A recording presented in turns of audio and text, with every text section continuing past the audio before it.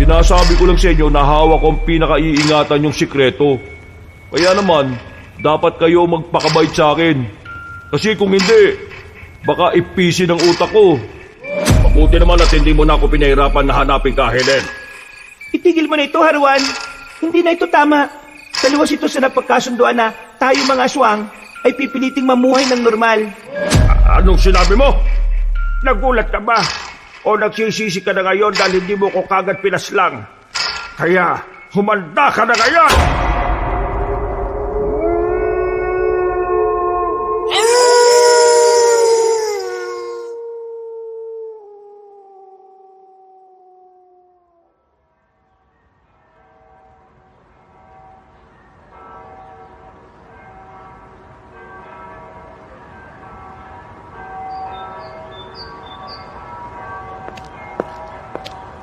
Ano tanda?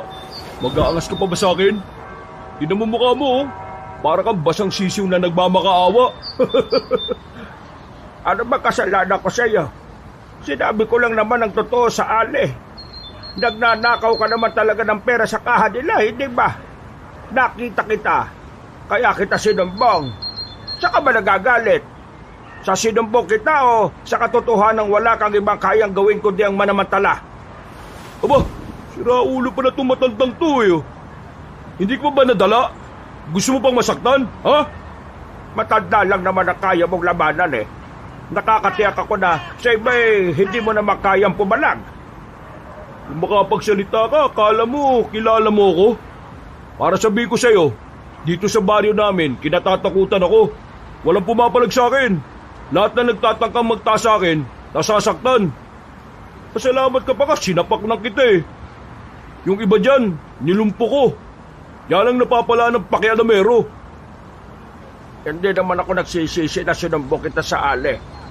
Kahit nasaktan mo pa ako, kahit na kailan, hindi nakakahiyang magsabi na katotohanan. Ang nakakahiya, yung ginagawa mo.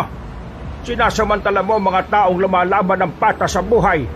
Habang ikaw naghihintay ka lang kung kailan mo aanihin ang mga bungang hindi naman ikaw ang nagtanim. Ano naman ngayon? Anong pakialam mo? Sino ka ba, ha? Makapagsalita ka. Parang ang perpekto mong tao, ah. Diyos ka ba, ha? Hindi ako Diyos. Hindi rin ako perpektong tao. Marami din akong nagawang pagkakamali sa buhay. Pero ginagawa ko makakaya ko para makabawi sa Panginoon. Kaya sana, ganun din ang gawin mo, iho. Hindi pa huli ang lahat. Marami ka pang oras. Bata ka pa para maintindihan ng tunay na kahulugan ng buhay. Wow! Kung makapagpayo to, akala mo ano eh. Dati ka bang pare? Ganyan na ganyan ang mga salita ng bida-bidang pari dito sa amin eh. Balang araw, maiintindihan mo rin ako. Malalaman mo rin na ang mga ginagawa mo ay isang pagkakamali na maaaring maghatid sa iyo sa tarangkahan ng impyerno. Panahimik ka! Tigilan mo na nga ako sa kakaganyan mo. Sa susunod na pakialaman mo pa yung mga gagawin ko. Hindi lang siya pa kang aabuti mo sa akin. Lulumpuin na kitang matanda ka. Kahit anong gawin mo sa akin, hindi na natin mababago ang katotohanan ng gumawa ka ng pagkakamali. Makasalanan ka. Kailangan mo... Ano? Masakit? Nahihilo ka na ba? Nakakakita ka na ba ng ibon sa ulo mo? Uy, Balong, tama na yan. Hindi ka ba naawa sa matanda? Ang tanda na niya, no? Hindi naman makakalaban yan sa'yo eh. At talaga nakikialam ka? Anong gusto mo? Ikaw na lang? Hindi naman siya nakikialam. Naawa lang ako rito sa matanda. Manong, ano po ba nangyari? Nakita ko siyang dinudukot yung kaha doon sa tindahan ng bigas. Sinumbong ko siya sa tindera. Ayun, nagalit siya sa akin. Uy, wala naman palang masama sa ginawa niya eh. Walang masama? Nakikialam siya sa trip ng ibang tao eh. Tapos walang masama? Masama kasi yung ginawa mo, Balong. Ano ngayon? Magpapakabayani ka para ipagtanggol ang matandang yan, ha? Nakakalimutan mo, Julian. Ako ang pinakamaangas sa lugar na ito. At wala pang kahit na sino ang nagtangkang tumaliwas sa akin. Ikaw, gusto mo rin masaktan? Ha? Balong naman. Itigil mo na to. Hindi ka naman dating ganyan eh. Naalala ko dati, magkakasama pa tayo naglalaro sa buhanginan. Huh, buwang ka ba? Mga bata pa tayo nun. Nagbabago ang mga tao kapag nagkakaisip. Lalo na kung lumaki siya sa hindi maayos na pamilya. Hindi naman kasalanan ng ibang tao na lumaki ka sa ganong klase ng pamilya. Kasalanan nyo ng mga magulang mong hindi ka inaruga. Kaya sana, huwag mong idamay ang mga tao sa galit mo sa mga magulang mo at sa mundo. Aray! Ano ka ba? Yan ang gusto mo, di ba? Ang magpakabayani. Magiging bayani ka lang kapag nasaktan ka. Balong, hindi pa huli ang lahat. Bago ka na. Huwag mo sirain ang buhay mo. Huwag ka makialam. Wala kang alam sa pinagdaraanan ko. At hindi naman kita close ah. Itiko mo yung bibig mo dahil baka lumpuin kita dyan kapag ako nainis sa'yo. Hindi na nakapagsalita ang binatang si Julian nang sakalin siya ni Balong. Nabahala naman si Mang Ruel nang makitang namumula na ang mukha ng binata. Agad siyang lumapit at tinulak ng malakas si Balong. Patawa-tawa lang ang lalaking yun, na parabang normal lang para dito ang manakal ng tao. Magtanda na kayong dalawa ha. Lalo ka na matanda ka. Kasi kung makikialam pa rin kayo sa mga gusto kong gawin, baka makita na lang yung katawan nyo na isang umaga, palutang-lutang na sa ilog. Ano? Naiintindihan nyo ba ako? Tumango na lamang si Julian sa takot na masaktan ulit. Umalis sila Balong kasama ang mga kabarkada nito na patawa-tawa lang din. Napabuntong hininga na lamang ang matandang si Ruel at nakaramdam siya ng awa para sa binatang si Julian. Ayos lang ho ba kayo? Nadugo po palang labi nyo ha. Wag mo akong intindihin. Ikaw nga ang dapat kong tinatanong yan eh. Kasi ikaw tong mas nasaktan ng lalaking yon. Ayos lang naman po ako. Kayo ba? Saan po ba kayo nakatira? Parang hindi po kayo pamilyar sa akin eh. Hindi po ba kayo taga dito?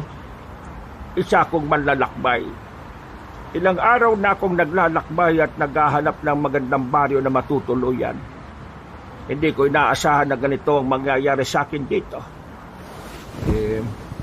Pasensya na kayo kay Balong. Maangas po kasi talaga yun dito eh.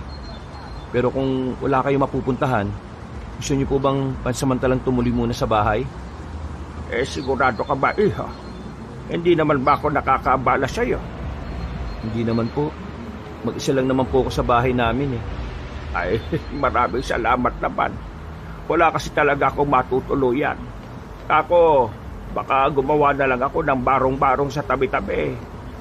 Wala pong problema.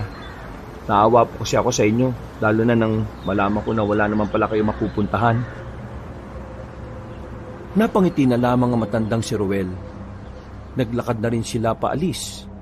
Hindi nagtagal, nakarating na rin sila sa bahay ni Julian. Mahaba ang bahay.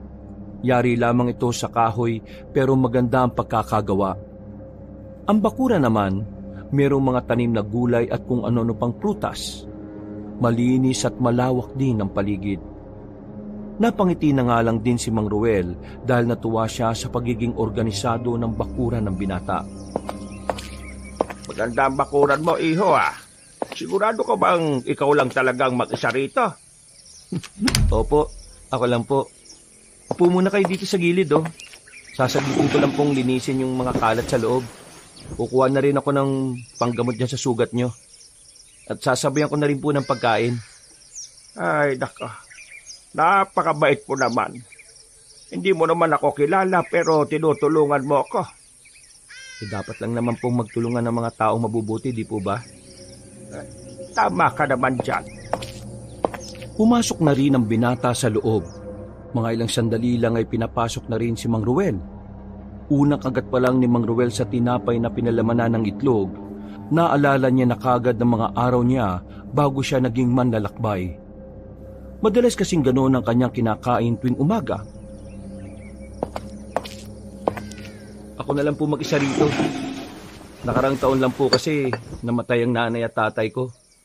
Pumunta po kasi sila sa Maynila para magtrabaho. Pero sumama sila sa isang malawakang kilos protesta. Napasama sila sa mga minalas na tamaan ng mga ligaw na bala. Pag-uwi nila dito, mga nasa kahon na sila. Wala na ako nagawa. Naiyak na lang ako. Ay paumanhin kung yan ang dinanas mo. Ay, maging matatag ka pa sana sa mga pagsubok na darating sa buhay mo. May plano ang Diyos sa iyo, iho. May plano ang Diyos? Ano pong plano? Hindi ko po kasi maintindihan eh. Kasama po ba sa plano niya na mawala ang mga magulang ko? Plano niya po bang gawin akong matatag kaya kailangan kong mawala ng magulang? Hindi ko po talaga maintindihan eh. May mga taong masasama, mga taong mapang-abuso, pero bakit hindi sila yung nawawala sa mundong ito? Sila lang naman ang nagdudulot ng kaguluhan eh. Ang mga magulang ko, pinaglalaban lang nila karapatan nila para puksain ang korupsyon. Pero bakit sila nawala? At bakit hindi ang mga kurakot na politiko ang kinukuha ng Diyos? Ang nararamdaman mo ay ginagalang ko ng lubos. Pero ito ang palagi mong tatandaan. Hindi kailanman ginusto ng Panginoon na magdusa mga tao. Nangyayari ang masasakit na parte ng buhay natin para iligtas tayo sa mas madilim na kapalaran. Huwag kang mawawala ng pag-asa, iho. May magandang kinabukasan ang naghihintay sa iyo. Kailangan mo lang magpatuloy. Maraming salamat po. Pero, pastor po ba kayo? O dating nasa simbahan? Ang galing niyo po kasing magbigay ng payo eh. Medyo gumaan po yung pakiramdam ko. Alam mo kung ano ako. Isa akong albularyo. Albularyo po kayo? Totoo po? Oo. Bakit? Hindi ka pa ba nakakakita ng albularyo? Wala po kasing albularyo dito sa amin eh. Kayo pa lang po yung kauna-unahan. Ay, ganun ba? Mas maganda pala kung ganon. Kasi meron na rin manggagamot dito sa wakas. Kaya nga po eh.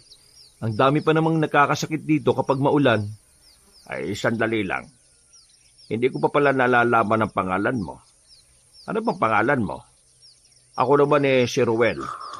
Pwede mo akong tawagin na lang na Mang Ruel. Julian naman po ang pangalan ko. Julian. Matanong ko lang. Yung kaninang lalaki na maangas, sino bang isang yon? Si Balong po. Kababata ko po siya eh. Pero nang magkamuwang nagbagong ugali niya. Yung mga magulang po kasi niya, palagi siyang binubugbog nun. Tapos, hindi man lang siya nadisiplina na maayos. Siga po talaga yun dito. Palibasa, yung ninong niya po kasi yung kapitan dito sa baryo. Kaya kahit na anong gawin niya, binabaliwala lang ng kapitan namin. Pero, ang nararamdaman ko sa kanya, meron pa rin natitirang kabutihan sa kalooban niya. Kailangan niya lang talagang magabayan. Pero nasa tamang edad na po si Balong eh. Bakit kailangan niya pang gabayan eh? Kaya na niyang mag-isip kung ano ang tama at kung ano ang mali. Iho, kahit ang matatanda ay naliligaw rin ng landas. Kaya dapat, inaakay siya pabalik. Yun din naman po ang gusto kong mangyari. Kaso, masyadong matigas ang puso ni Balong eh. Kaya, ayun, hinahayaan ko na lang din. Matapos malagyan ng paunang lunas ang sugat ni Mang Ruel, nilinis rin nila ang magiging silid na matandang lalaki.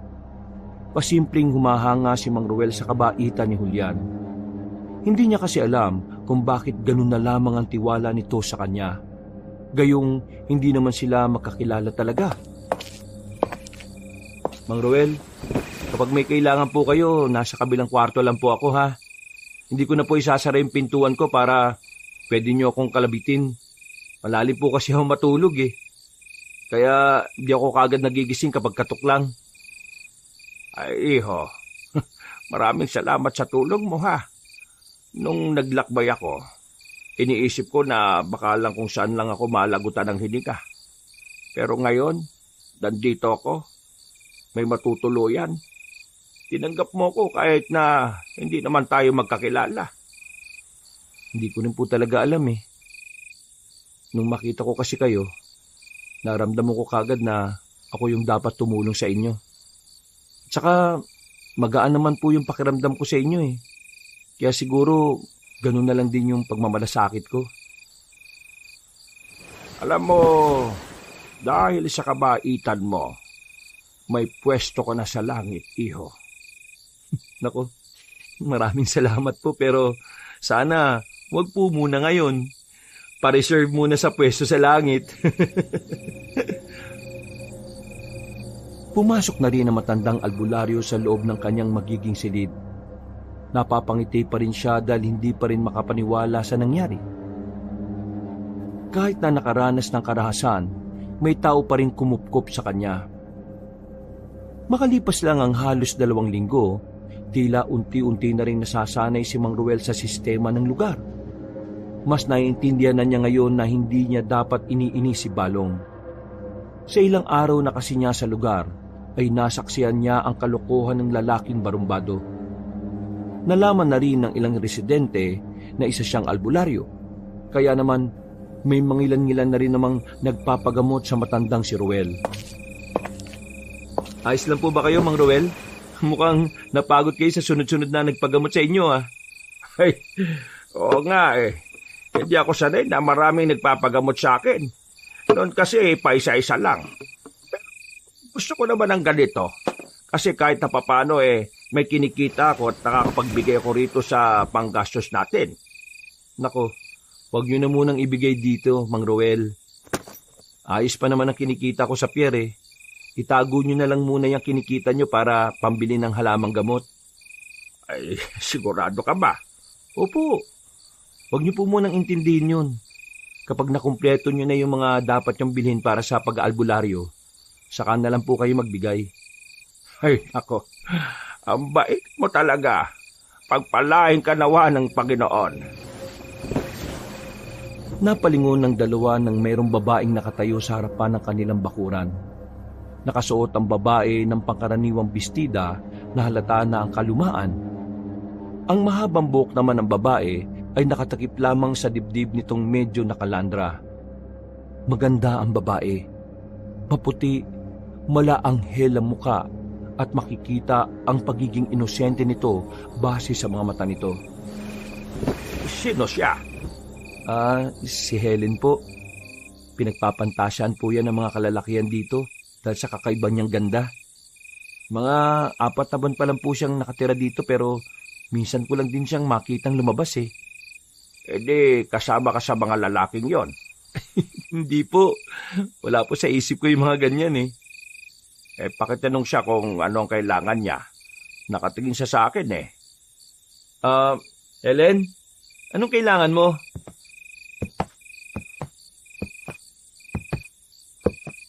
Napalitan ko kasi na meron daw isang magaling na albularyo narito.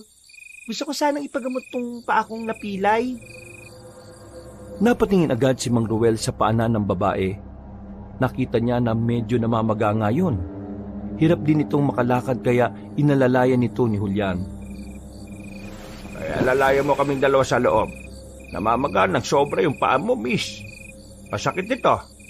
Pero kung gusto mo talagang mas mabilis itong gumaling, gagawin ko ang makakaya ko pero dapat kayanin mo rin. Opo, susubukan ko pong kayanin. Kailangan ko po kasi talaga makalakad na maayos eh. Ay, sige. Sisimulan na natin. Mang Ruel, sa labas na lang po muna ako ha. Aasikasuhin ko na po yung hapunan natin. Kapag may papabot kayo sa akin, siguan nyo na lang po ako. Tumango na lamang ang matandang lalaki. Pinaupunan niya sa mahabang papag ang dalagang si Helen.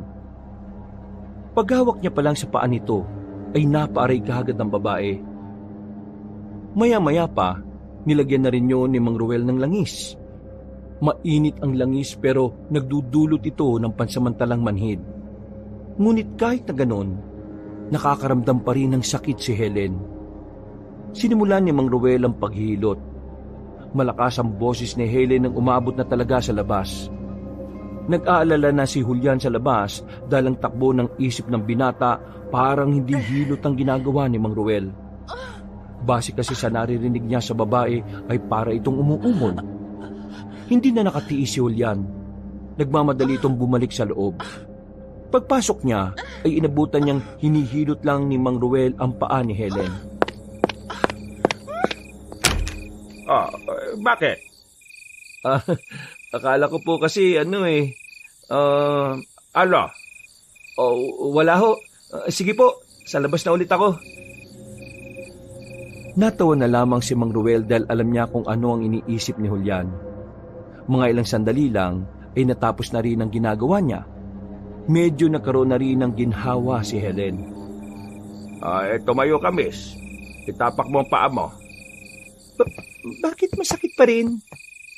Kaya mo itatapak ay para malaman natin kung nabawasan na ba ang sakit. Ayan, hindi na ganong masakit. Ang galing mo pala talagang albularyo. Hindi naman gaano. Magkano pong ibabayad ko sa inyo? Pwede bang sa makalawa na ang bayad? Kasi wala po akong pera sa ngayon eh. Ang bayad ay hindi naman sapilitan kaya walang problema. Julian, pakialalayan nga si Helen. Nakakalakad naman na siya ng maayos pero masakit pa rin daw ng kaunti. Hinatid ni Julian ang dalaga sa labas. Kaya na raw nito na mag-isa kaya hinayaan na rin ng binata na maglakad. Agad na lumapit si Julian kay Mang Ruel. Tinitingnan nito ang matanda na parabang sinusuri ng maayos ang tindig ni Mang Ruel. Akala ko talaga kanina may nangyayari na kababalagan eh. Pambihira ka naman. Bakit naman yun ang iniisip mo?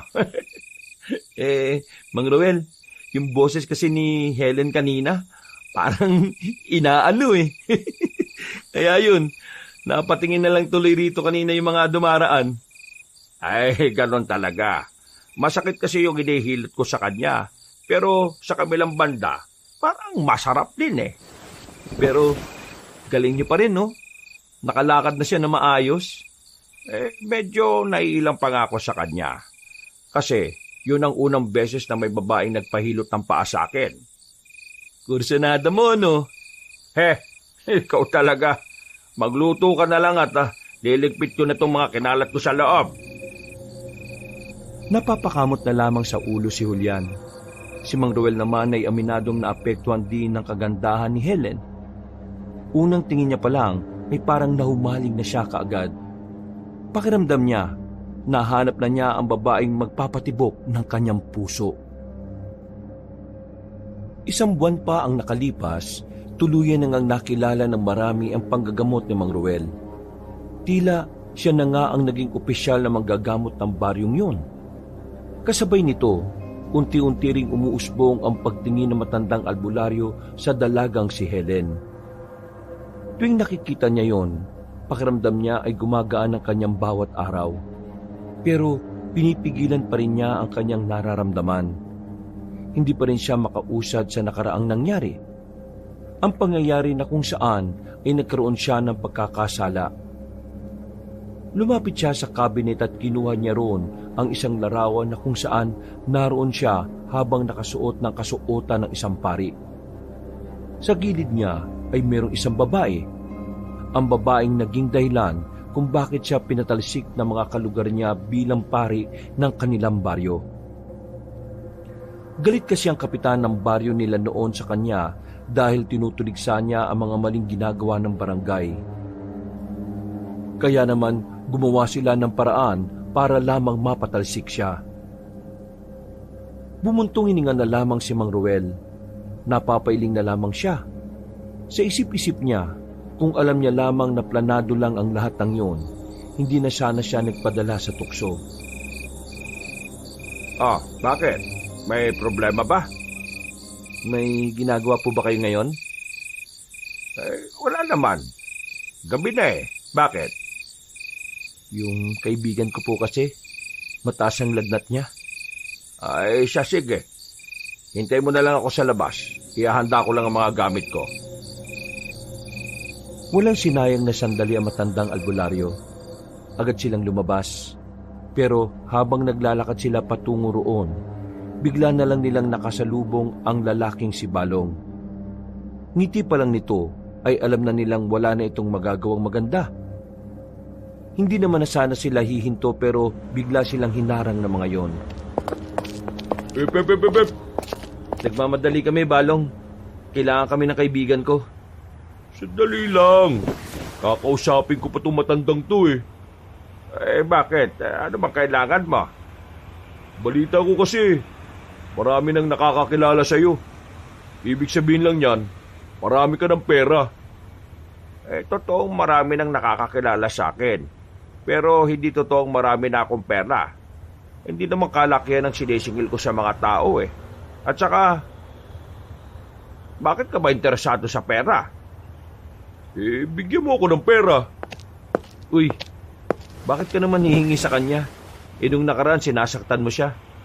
Isa pa, hindi ka naman niya kaano-ano ah. Hindi kita kinakausap ha, kaya itiko mo yung bibig mo. Baka mabalian pa kita dyan. Bakit hindi ka magtrabaho para yung perang ginagastos mo galing sa pagod at hindi galing sa pangingikil? Bakit naman ako magtatrabaho kung meron namang magbibigay?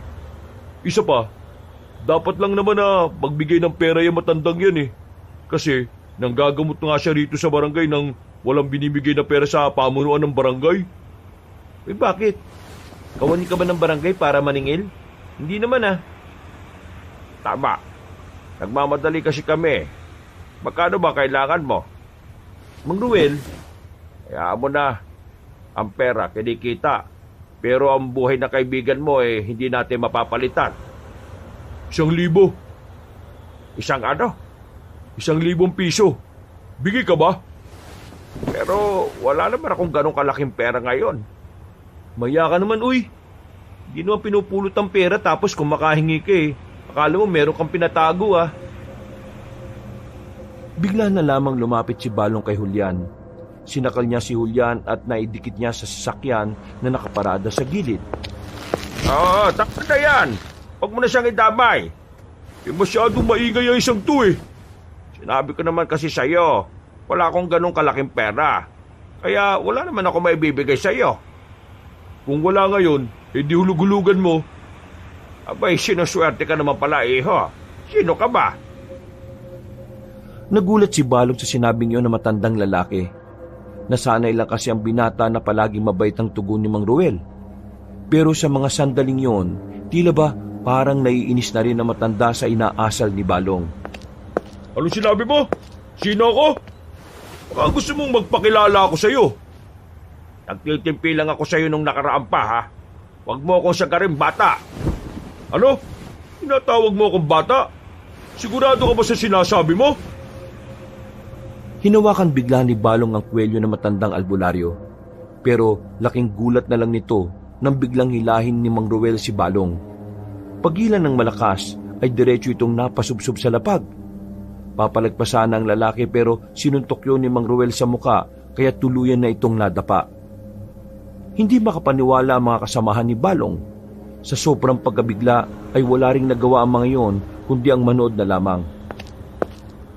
Sa susunod na apahin mo pa ang isa sa aming dalawa ni Julian. Hindi lang ganito mapapala mo, Balong. Hindi mo pa ako lubusang kilala, iho. Wala kang alam kung saan ako nanggaling. Binitiwan na rin ni Mang Ruel ang binatang si Balong. Agad din naman yung tumayo at pinagmumura ang mga kasama dahil hindi tumutulong ang mga yon. Gigil na gigil si Balong. Hindi nito matanggap na napaya sa harap ng mga tinuturing niyang bataan. May araw ka rin sa akin, tanda! Huwag mo nang tangkain. Baka kung ano pa mangyari sa'yo. Julian, tara na. Nagpatuloy na rin ang dalawa sa paglalakad at narating na rin nila ang bahay ng kaibigan ni Julian.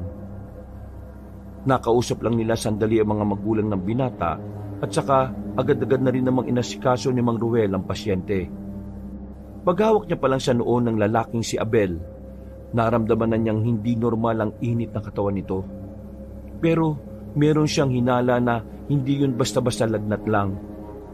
May mga nakita siyang mga senyales na ang binatang nilalagnat ay maaring may koneksyon sa nilalang na kung tawagin ay aswang. Pre, buti naman nagkaroon ka na ng malay. Ano ba talaga nangyari sa gubat? Bakit pag-uwi mo bigla ka na lang daw nagkasakit? Meron meron ako nakita. Kakaiba.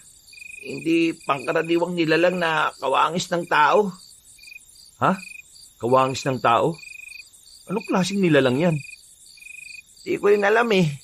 Basta mabangis siya. Mahaba ang kuko tapos may mga buhok sa braso na marami.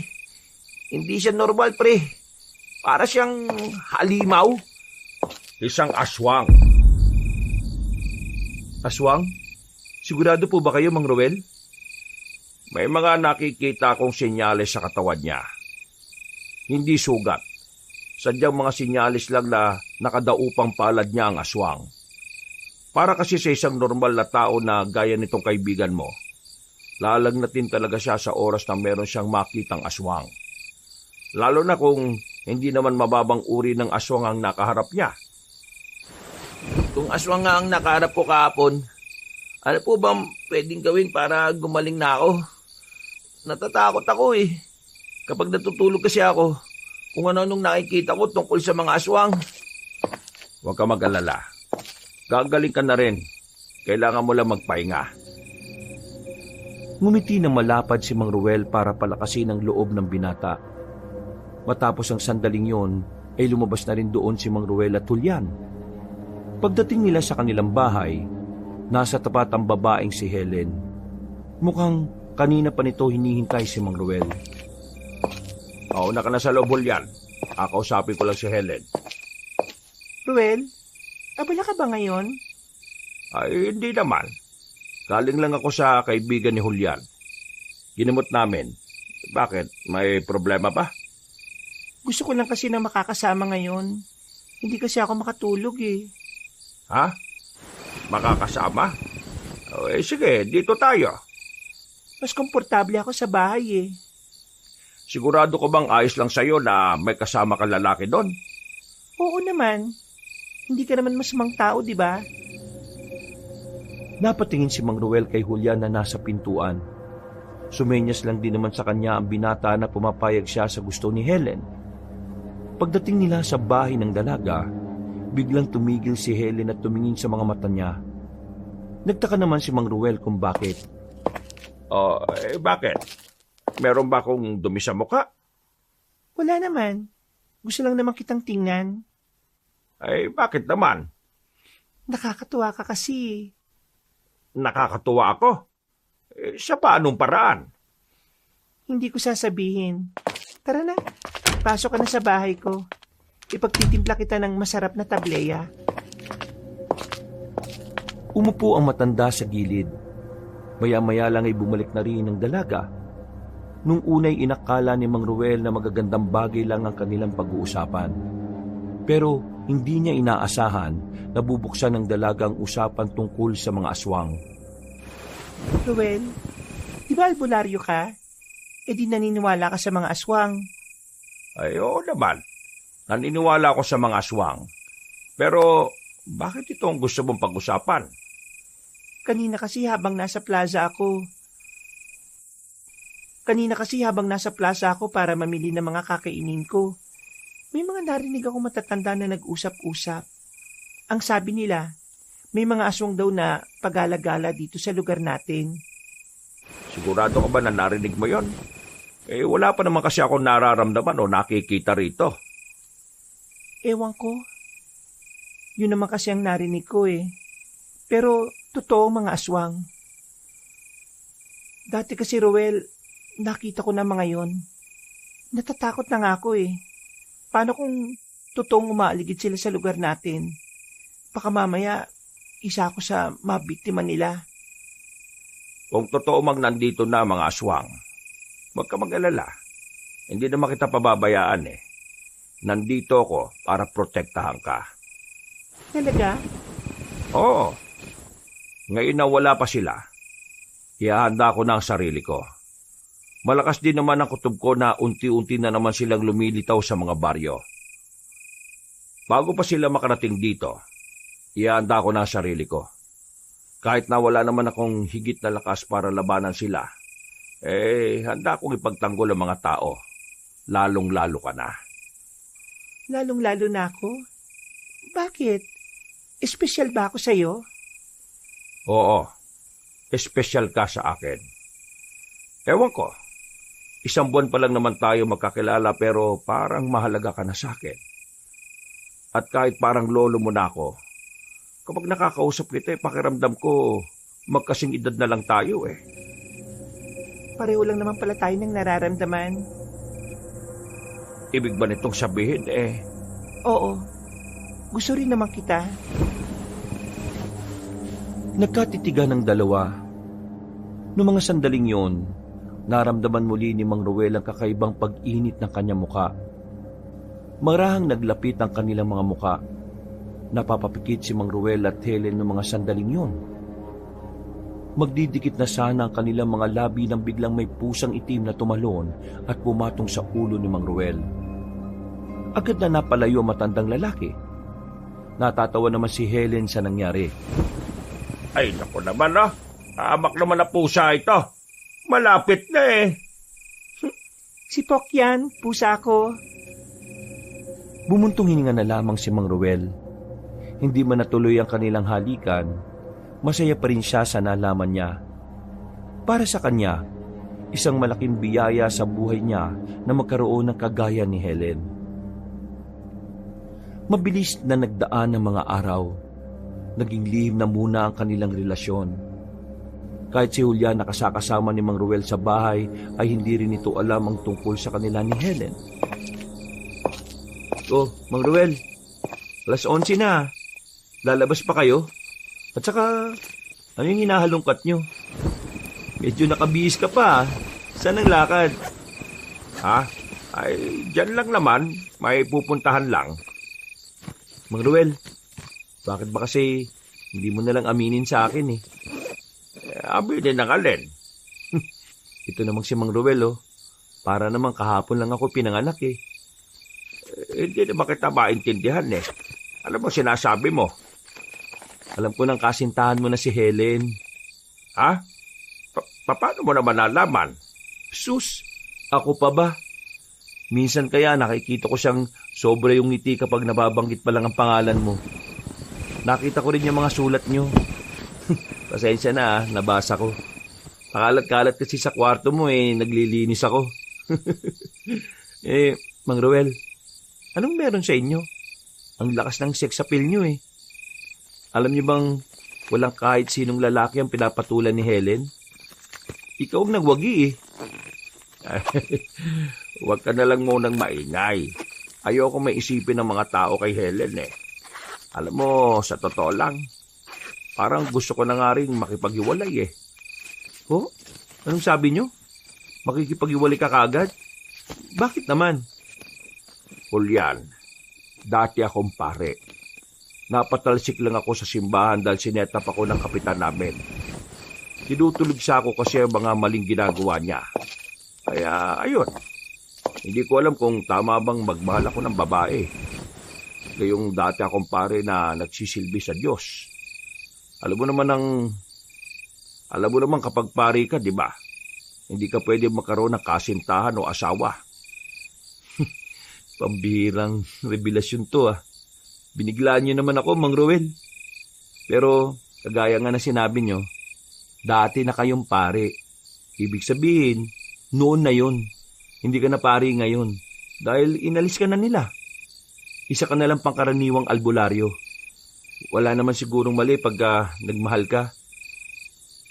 Kaysa naman maging masama ka, magmahal ka na lang, di ba? Siguro naman, mauunawaan ka ng Diyos kung matututunan mong magmahal. Hindi naman siguro mali yun sa paningin niya kasi kabutihan pa rin naman ang magmahal, di ba? Naguguluhan na ako Pero, mahal ko talaga si Helen. Alam na ba ni Helen ang pagiging pari niyo? Hindi ko alam kung paano ko sasabihin sa kanya Hindi maging tapat na lang siguro. Kung talagang mahal ka niya, maintindihan ka naman siguro niya. Makikita ba kayo ngayon? Hindi. May pupuntahan akong iba. Saan naman yan? May nakilala akong kapwa ko albularyo sa kabilang baryo. May nalalaman siya sa aswang. Kailangan ko marinig yon. Kailangan ko mapag-aralan at kailangan ko mapagandaan ang mga aswang na yan. Bakit? May panganib po bang nakamba sa buhay ninyo? Hindi lang sa buhay ko, kundi sa buhay ng mga maraming tao. Yung aswang na nakita ng kaibigan mo, marahil isa lang yon sa mga aswang na umaali-aligid sa atin. Nako, nakakatakot naman pala yan. Sama na kaya kita. Baka mamaya may makita kang aswang. Hindi na. Pagod ka na rin sa trabaho kaya kailangan mo magpahinga. Wala naman akong pasok bukas, Mang Ruel Kaya wala naman din problema kung sasamahan kita. Ay, siya sige. Ikaw ang bahala. Lumabas ng bahay ang dalawa. Gabing-gabi na. Wala na rin katao-tao sa labas. Tanging silang dalawa na lamang ang nasa daan. Habang naglalakad, napapansin ni Mang Ruel na panayang lingon ni Julian sa paligid. Ramdam niya ang kaba nito. Huwag ka nga masyadong mabahala dyan. Hindi naman agad-agad na-atake mga aswang Nandito tayo sa atin. Mas maganda ng alerto, Mang Ruel. Kasi baka mamaya, bigla na lang silang magpakita, di ba? Natatawa na lamang si Mang Ruel. Binilisan na lamang niya ang kanilang paglakad. Mga ilang sandali lang ay narating na rin nila ang kabilang baryo. Pagpunta nila sa bahay, makailang beses pa silang kumatok. Kaibigan Joseph, nandito na ako. Nandiyan ka ba sa loob? Mang Ruel, wala naman sumasagot Pero tingnan nyo, bukas naman pala yung pinto. Marang itinulak ni Mang Ruel ang pintuan. Bukas ang ilaw sa loob. Pagsilip nilang dalawa, ang matandang si Joseph ay nadatnan nila na wala ng buhay. Duguan ang katawan. Nakadilat pa ito at nakalabas ang dila ng mamatay. Napakapit na lamang si Julian sa braso ni Mang Ruel. Nanginginig sa takot ang binata. Mang Ruel, baka pagbintangan po tayo nito. Umuwi na tayo. Hindi. Pagbibigay alam natin to sa barangay nila. Halika, pumunta tayo sa barangay. Malapit lang naman ang barangay mula sa bahay ng biktima. Pagbalik nila ay kasama na nila ang mga tanod. Ilang minuto, nagpatawag na rin ang mga pulis. Ang mga natutulog na mga residente ay nabulabog at napalabas ng kanilang mga bahay. Kilala rin kasi sa baryong yon ang albularyong si Joseph. Kaya naman marami ang nabigla nang malamang pinatay na pala yon sa loob mismo ng bahay nito. Nagkaroon ng kaunting pagtatanong kay Mang Ruel at kay Julian. Pagkatapos noon ay hinayaan na rin silang makaalis. Noong mga oras na yon, nakatulala lamang si Mang Ruel. Malakas ang kutob niya na may nagpapatahimik kay Mang Joseph para hindi masabi ang mga nalalaman nito.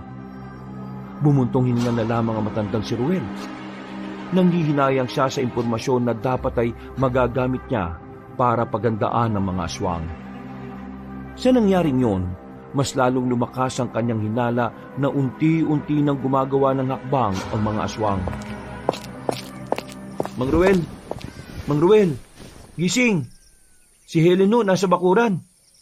Ha? Bakit daw? Hindi ko alam Kausapin niyo na lang. Kararating lang din naman niya. Nagmamadaling bumangon si Mang Ruel. Nang masigurong wala ng muta, ay agad itong lumabas ng bahay. Nakangiti si Helen na makita niya ito sa bakuran. Nagliliwanag ang mukha ng babae sa sobrang ganda. Tila nabuo naman agad ang araw ni Mang Ruel dahil sa magandang tanawin na nasa harapan niya. Maganda umaga sa'yo. Mas maganda ka na sa umaga. Ikaw talaga, masyado ka mapagbiro. Hindi naman ako nagbibiro Nagsasabi lang naman ako ng pawang katotohanan. Oo na nga. Gandang-ganda ka na naman sa akin Ay teka, ano't naparito ka? May problema ba? Nabalita mo na ba yung nangyari sa isang albularyo sa kabilang baryo? Nang marinig pa lamang ni Mang Ruel yon, ay agad na niyang hinila ang babae papasok sa bahay. Sinarado nito ang pintuan at sinigurong walang ibang makakarinig. Oo, alam ko na yon. Ang totoo niyan, pupuntahan ko dapat yung biktima kagabi. Kaso nang dumating kami nitong si Julian, patay na siya. Hinala ko talaga, mga aswang ang gumawa nun sa kanya. Ruel, malakas talagang hinala ko na baka iniisa-isa nila ang mga albularyo. Nag-alala ko para sa kaligtasan mo. Paano kung ikaw nang isunod nila? Ay, hindi ako papayag na magawa nila ang gusto nila. Hindi ako natatakot sa kanila, no? Gagawin ko ang makakaya ko para lang mapigilan ang kasamaan nila. Ruel, ibang delikado sila. Kailangan mong mag-ingat. Kailangan mong pag-isipan ang mga gagawin mo. Oo, akong bahala. Pinag-aaralan ko kung anong magandang gawin kapag bigla na lang silang nagpakita o ng gulo. Mang Ruel, kasama ako dyan, ha? Ay, hindi. Ako lang to. Ayaw kitang madamay. Isa pa, may trabaho ka. Wala na po akong trabaho ngayon. Kaya magiging alalay niyo na po ako sa pag-aalbularyo. Ha? Bakit ka nawala ng trabaho? Tapos na yung 2 taong kontrata ko eh. At ayoko nang ituloy po kasi mga bulok ang sistema sa pier. Mas maganda pang sumama sa iyo eh. Napapailing na lamang ang matandang lalaki. Dahil sa mga masasamang balita na nakarating sa matandang albularyo, tila nakaramdam na rin ng panganib si Mang Ruel. Nagiging mapagmasid na rin siya sa kanyang paligid. Isang hapon, naisipan ni Mang Ruel na puntahan ang babaeng si Helen. Malayo pa lamang siya ay nakita na niya yung lumabas. Nakabihis ang babae pero simple lang ang pormahan. Naintriga siya kung saan ang punta ni Helen. Tatawagin niya sana ito pero naisipan niyang wag na lang muna para malaman niya anong gagawin ng dalaga. Hindi naman kasi yun nagpaalam sa kanya. Hindi nagtagal, nakarating na sila sa sementeryo na malapit lang din naman sa baryo nila. Salubong ang kilay ni Mang Ruel dahil nagtataka siya kung anong ginagawa ng dalaga sa lugar na yun doon. Ang pagkakasabi kasi sa kanya ni Helen, wala naman itong pamilya sa baryo. Kaya isang malaking palaisipan kung sino ang dinadalaw ng babae. Wag naman sanang tumamang hinala kung may iba siyang lalaki bukod sa akin. Marahan at maingat na lumapit si Mang Ruel. Napansin na lamang niya na tumigil ang babae sa harapan ng isang puntod. Napansin niya rin ang pagtirik noon ng isang kandila. Hindi na nakatiis pa si Mang Ruel. Dahil sa mga gumugulo sa kanyang isipan ng mga sandaling yon, nilapitan na rin niya ang dalaga. Helen? Helen? Ruel, anong ginagawa mo rito? Pupunta sana ako sa bahay mo pero nakita kitang lumabas eh. Sinundan kita at nagtaka kasi ako kung saan ang lakad mo sa ganitong oras. Nag-alala ko na baka mapano ka sa daan eh. Kasi ano eh. Ipaliwanag mo sa akin kung sino ang nasa puntod na yan. Makikinig ako. Ruel, patawarin mo ako. Nagsinungaling ako sa'yo. Bakit? Ano pa ba ang hindi ko alam tungkol sa iyo? Ang taong nakalibing dito ay si Mang Joseph. Ito ang puntod niya. Joseph? Oo, si Mang Joseph. Ang kilalang albularyo sa kabilang baryo. Ang albularyo na dapat kikitain mo noong gabing yon. Teka. Magkakilala kayo? Oo, kilala ko siya. Siya ang tumulong sa akin na tumakas sa pinanggalingan ko dahil naniniwala siyang iba ko sa mga kadugo ko. Tinulungan ka makatakas sa mga kadugo mo na ano? Teka. Hindi kita maintindihan eh. Ano ka ba talaga? Lumapit si Helen kay Mang Ruel. Hinawakan nito ang nangungulubot na palad na matandang lalaki. Ngumiti na mapait ang dalaga at nagpakita ng pagsusumamo. Tila mas lalo namang nagtaka si Mang Ruel. Hindi niya pa rin maintindihan ang mga naririnig niya mula sa babaeng minamahal. Alam ko magagalit o kamumuhian mo ako kapag nalaman mong tunay kong kulay. Mas lalo kong kinakabahan sa kakaganyan mo eh. Pwede ba diretsuin mo na ako? Isa akong aswang, Ruel. Natameme si Mang Ruel nang marinig ang sinabing yon ng dalaga. Nung unay, para bang hindi agad pumasok yon sa kanyang isip Hindi siya makapaniwala. Ayaw niya sanang maniwala pero nang tingnan niya ang seryosong mukha ni Helen, ay nakita niya roon ng katotohanan. Isa kang aswang? Oo, isa akong aswang. Galing ako sa lugar ng mga aswang na kung saan puro karahasan laban sa mga taong nakikita ko. Pero isang umaga, nagising na lang ako na gusto ko ng payapa at normal na buhay.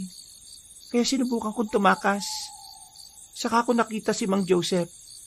Tinanggap niya ako dahil naramdaman niyang bukal ng kalooban ko. Siya ang nagdala sa akin sa baryo na ito at sinabihan niyang mamuhay ako ng normal. Pero ngayon, dahil sa ginawa kong pagtakas, nadamay si Mang Joseph. Pinaslang nila si Mang Joseph dahil alam nilang si Mang Joseph ang tumulong sa akin. Bakit ka ba hinahabol ng ibang aswang? Ganun ka pa talaga kahalaga sa kanila? Opisyal ako ng mga aswang at ako rin ang nakatakdang ikasal kay Harwan, ang pinuno ng mga aswang.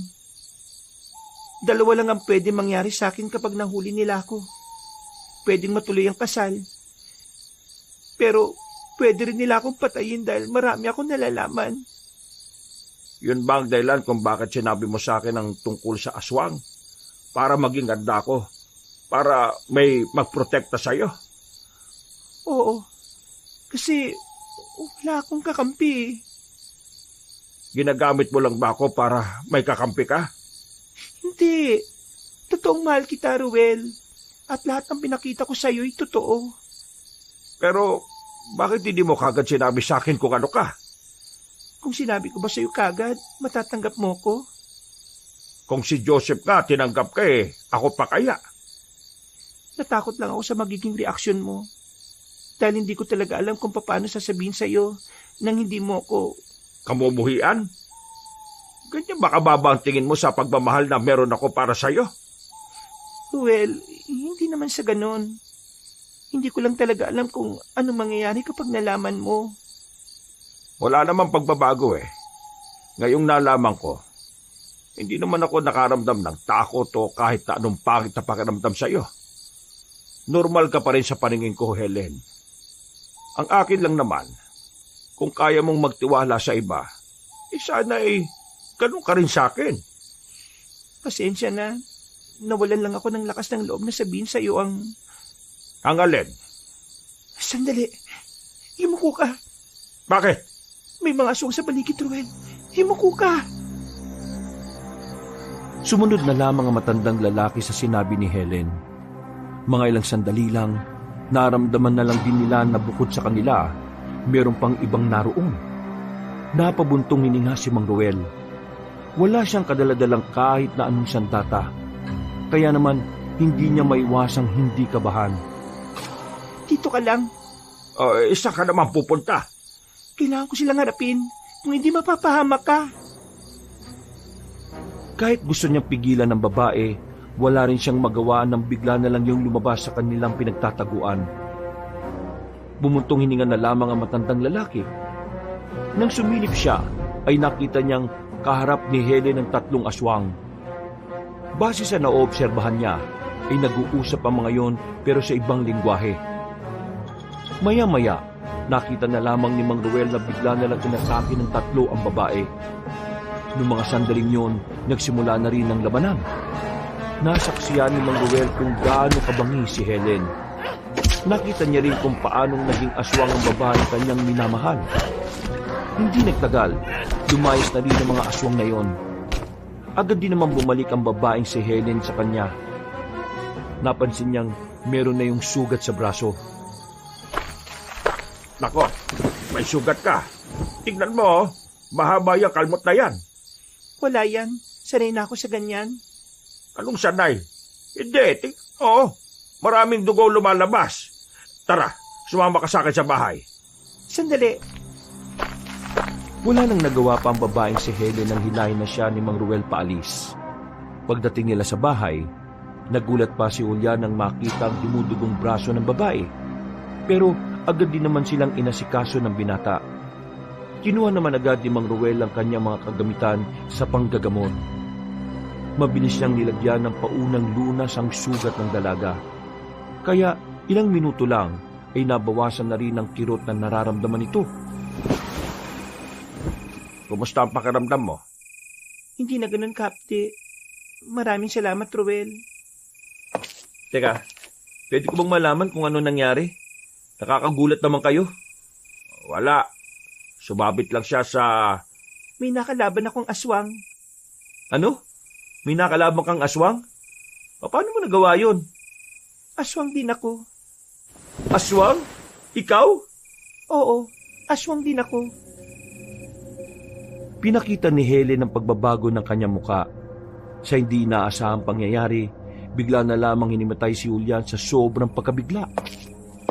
Bakit mo naman siya binigla? Hindi ko siya binigla. Sinabi ko lang naman ang totoo tungkol sa akin. Ang ibig ko sabihin, sana pinaliwanag mo sa kanya na maayos. Ganun ba?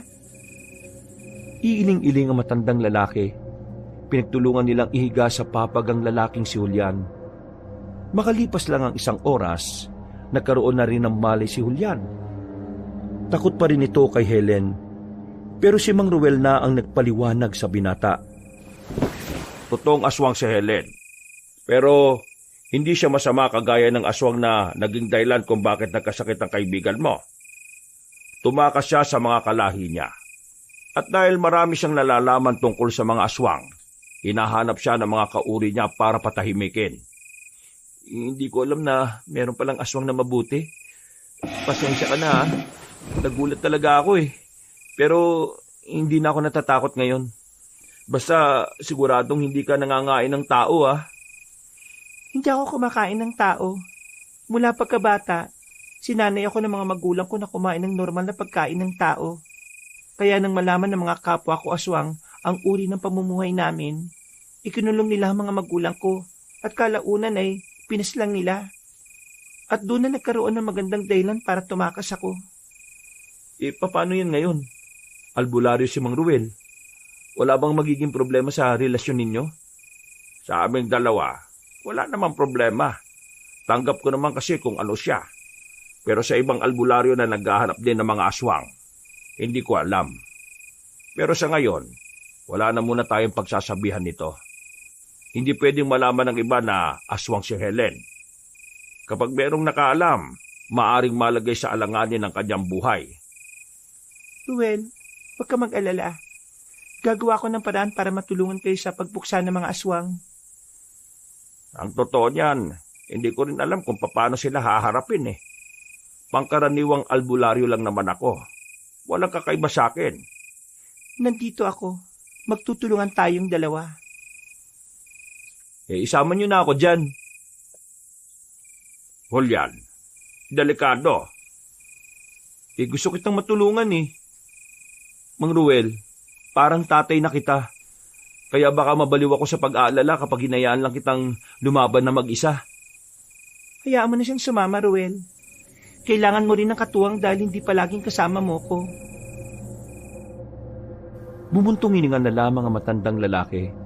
Pero napagtanto rin ito na may punto rin naman ng babae. Kaya sa mga sumunod na araw, kasakasama na ni Mang Ruel ang binatang si Julian. Tutali, wala na rin naman itong trabaho. Paunti-unti, inaaral din ng binata ang mga bagay-bagay tungkol sa mga aswang at pag-aalbularyo. Wala naman ang nagiging problema sa mga nagdaang araw. Tahimik lang naman ang kanilang buhay.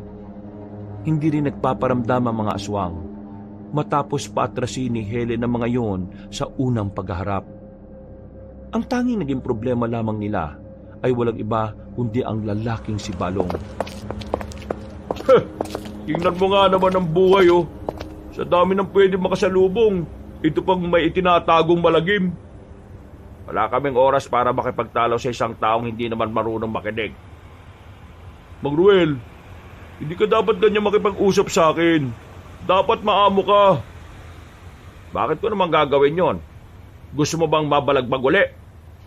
Ako naman, hindi ka ba nagtataka kung bakit malakas ang loob ko ngayon?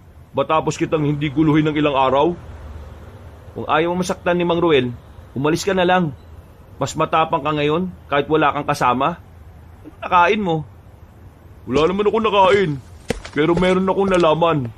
Gusto niyo bang malaman kung anong nalaman ko? Ay nako, balis ka sa daraanan namin. Wala kaming panahon sa'yo. Alam ko kung anong tinatago ni Helen. Napatigil ang dalawa nang marinig nila ang sinabing yon ni Balong. Sa hindi malamang dahilan, nakaramdam ng kaba si Mang Ruel. Pagtingin niya sa mukha ng lalaki, nakita niya ang pagiging mapanukso ng reaksyon nito. Nakakainsulto ang ngiti nito na tila ba nagbabanta sa kanya. Anong pinagsasasabi mo dyan? Mang Ruel naman, alam ko naman na alam mo ang sinasabi ko eh.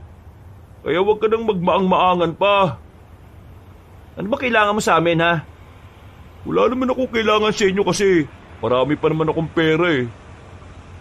Sinasabi ko lang sa inyo na hawak ko ang pinakaiingatan yung sikreto. Kaya naman, dapat kayo magpakabait sa akin. Kasi kung hindi, baka ipisi ng utak ko. Siya nga pala. Nakausap ko kanina si Helen eh. Ang ganda pa rin pala niya, no? Kahit na basta. Wag na nga lang. Basta yun na yun. O paano? Aalis na ako. May pupuntahan pa kasi ako eh. May kikitain akong babae. Magandang babae. Pero babaeng normal na tao yun ha. Ngumiti ng nakakalokong lalaki at naglakad paalis habang sumisipol. Ang dalawa naman ay naiwang nakatayo lamang. Nanlalaki ang mga mata ni Mang Ruel na mapagtanto nito kung ano ang tinutukoy ni Balong. Pinagpapawisan ang kanyang palad dahil sa kaba. Mang Ruel, tingin niyo po ba yung pagiging aswang ni Helen ang sinasabi ni Balong? Mukhang narinig na tayong nag-uusap nung nakaraan eh. Ang bihira. Paano niya naman narinig yun? Nasa loob naman tayo ng bahay. Hindi ko rin alam. Pero kailangan nating ihanda ang sarili natin para sa mga susunod na mangyayari. Tingin ko, may gagawing hindi maganda yung Balong na yan eh. Ano hong gagawin natin? Papalisin ba natin si Helen? Yun ang pinakamagandang paraan. Ang kaso, hindi ko alam kung saan naman tayo pupunta. Wala akong alam na lugar eh. Ang maganda nito, ihanda na natin si Helen. Kailangan natin siyang masabihan. Sakaling ipaalam ni Balong sa ibang tao ang tungkol sa sikreto niya. Dapat handa na tayo para wala na tayong ibang gagawin kundi ang umalis na lang. Ay, visit talagang Balong na yan kahit kailan, no? Sana siya yung makuha ng mga aswang, eh. Matapos ang kanilang pag-uusap, ay mas inuna nilang puntahan si Helen. Hindi na muna nila tinuloy kung ano man ang lalakarin nila nung araw na yun. Sinabihan nila si Helen tungkol kay Balong. Kahit ang babae ay nakaramdam din ng pangamba. Batid nitong magagalit ang mga tao kapag natuklasan na isa pala siyang aswang. Sa mga sumunod na araw ay inobserba nila ang mga galaw ni Balong. Normal lang naman ang mga ginagawa nito. Kagaya pa rin ng dati, walang nangyaring masama kay Helen. Sa palagay nila, ay wala pa rin pinagsasabihan si Balong na iba. Bagay na kanilang pinagtataka kung bakit. Buong akala kasi nila, gagamitin ni Balong ang lihim ni Helen para gipitin sila. Mang Ruel, tingin nyo, ano kayong binabalak ni Balong? Wala eh, tahimik lang. Akala ko kinabukasan nun lulusubin na ng mga tao si Helen. Pero hindi eh. Yan nga rin ang iniisip ko eh. Nakakakaba yung pananahimik niya. Parang may kung anong binabalak yung bokong na yun eh. Pero sa ilang araw na inoobserbahan natin siya, parang wala naman siyang pakialam. Hindi tayo pwedeng maging kampante sa kanya. Ikaw ang nagsabi, kilala siyang siraulo dito. Sa lahat ng mga tao rito, siya lang ang hindi natin pwedeng pagkatiwalaan. Sa bagay, may tama nga naman kayo. Teka, kumusta naman pala si Helen? Hindi ba siya ginugulo ng mga kapwa niya? Ay, hindi naman. Wala pang paramdam ang mga aswang. Kaya sinasamantala niya yung pagkakataon na yon. Hinahanap niya yung iba niyang kamag-anak na kagaya niya ng pananaw. Sinusubukan niyang itipon ang mababait na aswang laban sa mga masasama. Delikado yung ginagawa niya. Paano kung yung nakausap niya kasabot pala ng masasamang aswang? Sinabi ko na yan sa kanya pero hindi rin siya nakinig. Siguro, kailangan ko na lang talagang pagkatiwalaan ng mga ginagawa niyang paraan. Tumango na lamang ang lalaking si Julian. Pagkatapos ng kanilang pinapanday, ay kaagad na rin nilang nilisan ng bahay na yun. Hapon pa lang naman, may oras pa sila para puntahan at makipag-ugnayan sa ibang albularyo ng bawat baryo. Binibigyan na rin kasi nila ng kaalaman ng mga yon tungkol sa posibilidad na paglitaw ng mga aswang sa baryo. Ayaw kasi kay Helen, matagal ng plano ng mga aswang na manakop ng lugar. Ito ay para muling buhayin ulit sa Pilipinas ang lahi ng mga aswang at gawin itong normal para sa lahat. Makalipas ang halos 2 oras, natapos na rin nila ang kanilang pakikipag-usap sa mga albularyo. Pauwi na sila. Naglalakad sa gilid ng kalsada. Meron naman mga dumaraan na masasakyan. Ang kaso nga lang, punuan ng mga jeep at mga tricycle dahil sa ginaganap na pista sa ibang baryo. Kaya wala silang magawa kundi ang lakarin na lang pauwi. Tutal, hindi naman sobrang layo mula sa kanila. Bakit yung ibang albularyo ang yayabang, no? Sila na nga itong binibigyan ng babala sa banta ng mga aswang. Tayo pa itong mukhang tanga sa paningin nila. Hindi pare-parehong pananaw ng mga albularyo. Yung iba, akala nila katang-isip lang mga aswang. Sila mga albularyo na walang ibang gustong gawin, kundi manggamot lang. Pero pagdating sa paggagamot ng mga sakit na may kinalaman sa mga masasamang elemento, wala silang pakialam at mangmang sila roon. Yun ang mga albularyong pinagtatawanan lang tayo kanina. Pero meron din namang naniniwala sa atin. Kaya nga lang, wala naman silang lakas ng loob para tumulong. Hindi sila duwag. Natatakot lang sila dahil kagaya ko, wala naman talagang binatbat sa aswang. Ginagawa ko lang ito dahil kung walang kikilos sinong kikilos para pigilan ng mga aswang? Hindi ba dati, pari ka? Kung humingi ka kaya ng gabay kay Lord? Gusto'y ko man, pero nakakahiya. Nagkaroon ako ng pagkakasala kaya ako natanggal bilang pare.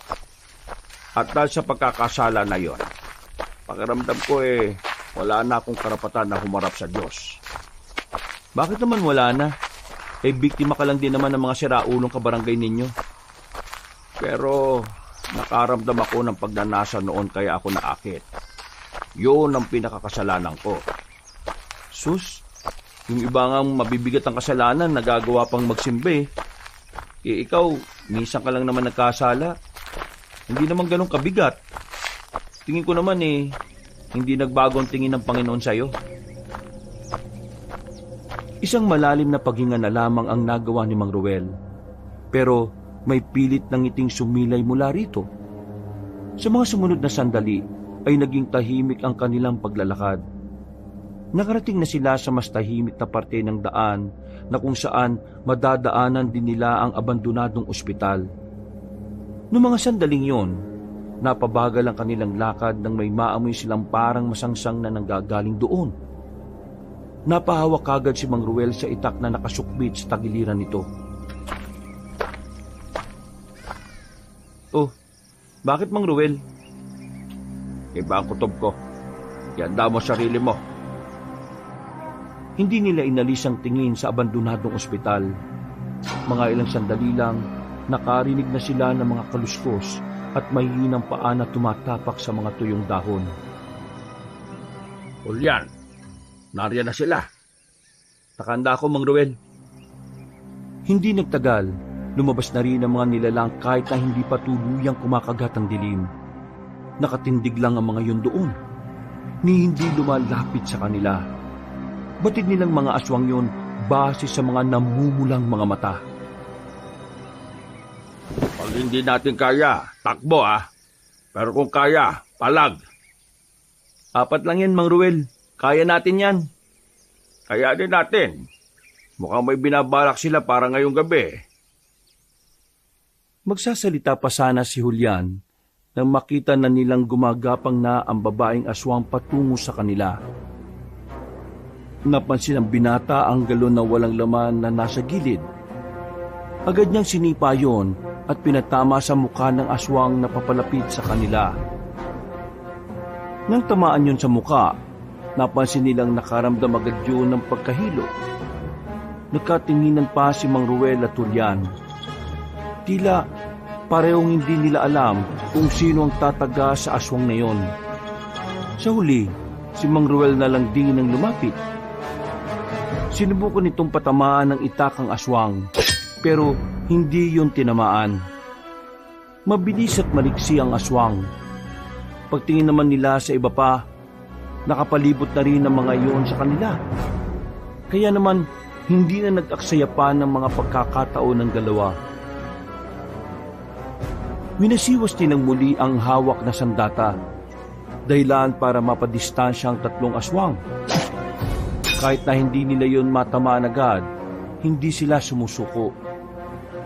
Mas tinatagan at tinapangan pa nila.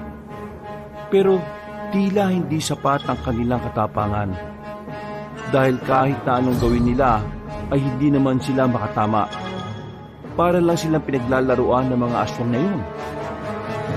Maya-maya pa, hindi na nila namalayan na nasa likuran na pala nila ang isang aswang.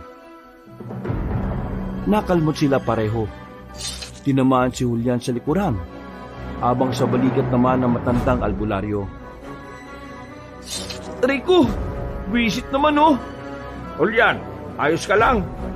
Ayos lang. Ikaw? Ayos lang naman.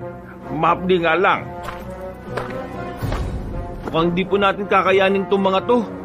Kaya nga etong unang engkwentro natin sa kanila, hindi ko inakala na ganito pala sila kabibilis.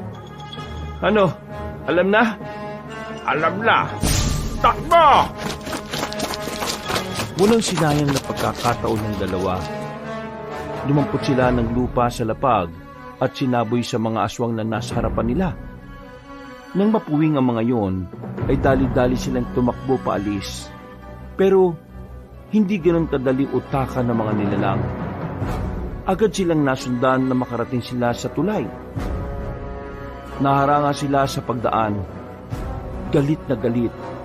Naglalaway na ang mga yon na parabang gusto na silang kainin. Pambira naman talaga oh. Bakit ba ang bibilis nyo? Pinagliba kayo sa kiti-kiti?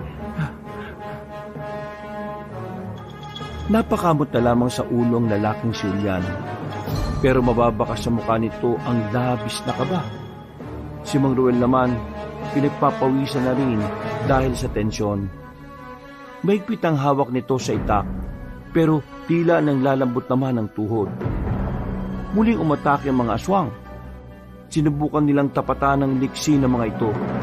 Pero kahit nakatama sila ng ilang ulit, mas marami naman silang tinamon na sugat. Dumating sa punto na tila hindi na rin nila kayang labanan pa ang mga aswang. Nakakagalaw pa naman sila, pero tanggap na nilang kahit na anong gawin nila ay hindi na rin sila uubra. Julian, tumakbo ka na. Ako nang bahala sa kanila. Ha? Hindi pwede. Ayaw kitang iwan.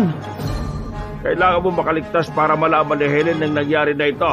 Sige na. Mamamatay ka, Mang Ruel Lahat naman tayo mamamatay. Mauuna lang ako. Pero huwag kang umiyak kasi mamamatay ko ng may saysay at kabuluhan. Sige na. Tumakbo ka na.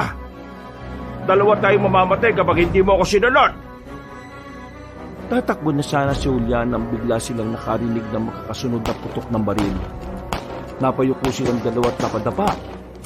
Tinamaan ng mga aswang. Lahat ng yun ay bumulagta. Maya-maya pa, napansin na lang nilang naroon na si Abel. Kasama nito ang mga tiyuhin nito at daladala ng mga yun ang matataas na kalibre ng baril. Ayos lang kayo, pre. Nasugatan lang pero hindi naman to ganun kalala. Maraming salamat, Abel ha. Buti dumating kayo. Kung hindi, baka natapos na kami. Wala yun. Niligtas nyo rin ang buhay ko nung nakasakit ako dahil sa aswang. Ay, Ito nga pala ang tiyuhin ko. Mga retiradong sundalo.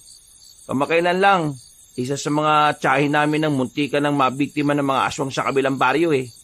Napag-alaman din namin na gumagala-gala na pala mga yun sa kung saan-saan para maghanap ng makakain. Kaya ito, sinimulan namin kagabi ang paghahanap sa kanila. Totoo sinabi mo. Gumagala na sila. At hindi lang sila basta naghahanap na makakain ha. Naghahanap din sila ng pwede nilang sakupin na lugar. Kung ganun, mas lalo pa pala dapat nating bantayan ang lugar natin. At kailangan malaman din to ng mga ibang mga baryo. Nagsabi na kami sa mga albularyo ng mga bawat baryo. Pero karamihan sa kanila, hindi naman naniwala sa amin eh. Pinagtawanan pa nga kami. Abel, kayo na muna ang bahala sa kalugar natin. May kailangan lang kami puntahan ni Julian. Sandali lang. Sugutan kayo eh. Gamutin muna natin yan. Ayos lang kami. Kami na lang gagamot sa sarili namin. Ang gusto ko na lang, bantayan niyo muna ang lugar natin. Tumango na lamang si Abel. Mga ilang sandali lang ay umuwi na rin muna si Mang Ruel at Julian sa kanilang lugar. Naabutan naman nila si Helen sa bahay nito na kalmado lang na naglilinis ng bahay. Agad nilang binalita ang nangyari. Maging ang babae ay nagulat nang makitang sugatan sila. Habang kinukwento nila ang mga ganap, ay ginagamot naman sila nito. Nang sumapit na ang kinagabihan, ay naging maayos na rin ang pakiramdam ng dalawa. Nawala na rin ang kirot ang mga kalmot sa katawan nila. Pero hindi pa sila nakakagalaw ng maayos dahil na rin sumasakit ulit kapag nababanat. Helen, kapag tumagal, mas nagkakaroon na sila ng lakas ng loob na lumitaw sa mga baryo. Kailangan mo na munang umalis dito. Makukuha ka nila kapag nagtagal ka rito. Ruel, hindi pwede. Kailangan ng baryong ito. Meron silang mga pinatay na tao at gubat kaninang hapon. At masusundan ng mga yon kung walang kagaya nila ang kokontra sa kanila. Anong sinasabi mo? May pinaslan sila dito sa atin kaninang hapon? Oo, yung mga kalalakiang naliligo sa gubat kanina. Diyos ko, Mang Ruel, hindi na talaga ligtas ang lugar natin. Kaya nga hindi ako pwedeng umalis sa mga ganitong pagkakataon. Hindi ko hayaan na dumating ang puntong dito na sila mambiktima. Basta ipangako mo lang sa akin ha. Kahit na anong mangyari, mag-iingat ka. Walang mangyayaring masama sa'yo. Magtiwala ka lang sa akin, mahal ko. Ay sus, ang sweet naman. Baka naman langgabin kayo dyan ha. Maghanap ka na rin kasi ng sayo. Sakit lang ng ulo yan eh. Sinasabi mo bang sakit ako ng ulo? Ay, hindi ikaw ha. O naman, masyado kang seryoso. Natigilan na lang ang kanilang pag-uusap nang mapansin nilang tila may pabalik-balik sa harapan ng kanilang bahay. Mga taong pasilip-silip at parang nagmamasid. Nagtaka na sila Mang Ruel kaya tumayo ang dalawa para lapitan ng mga yon.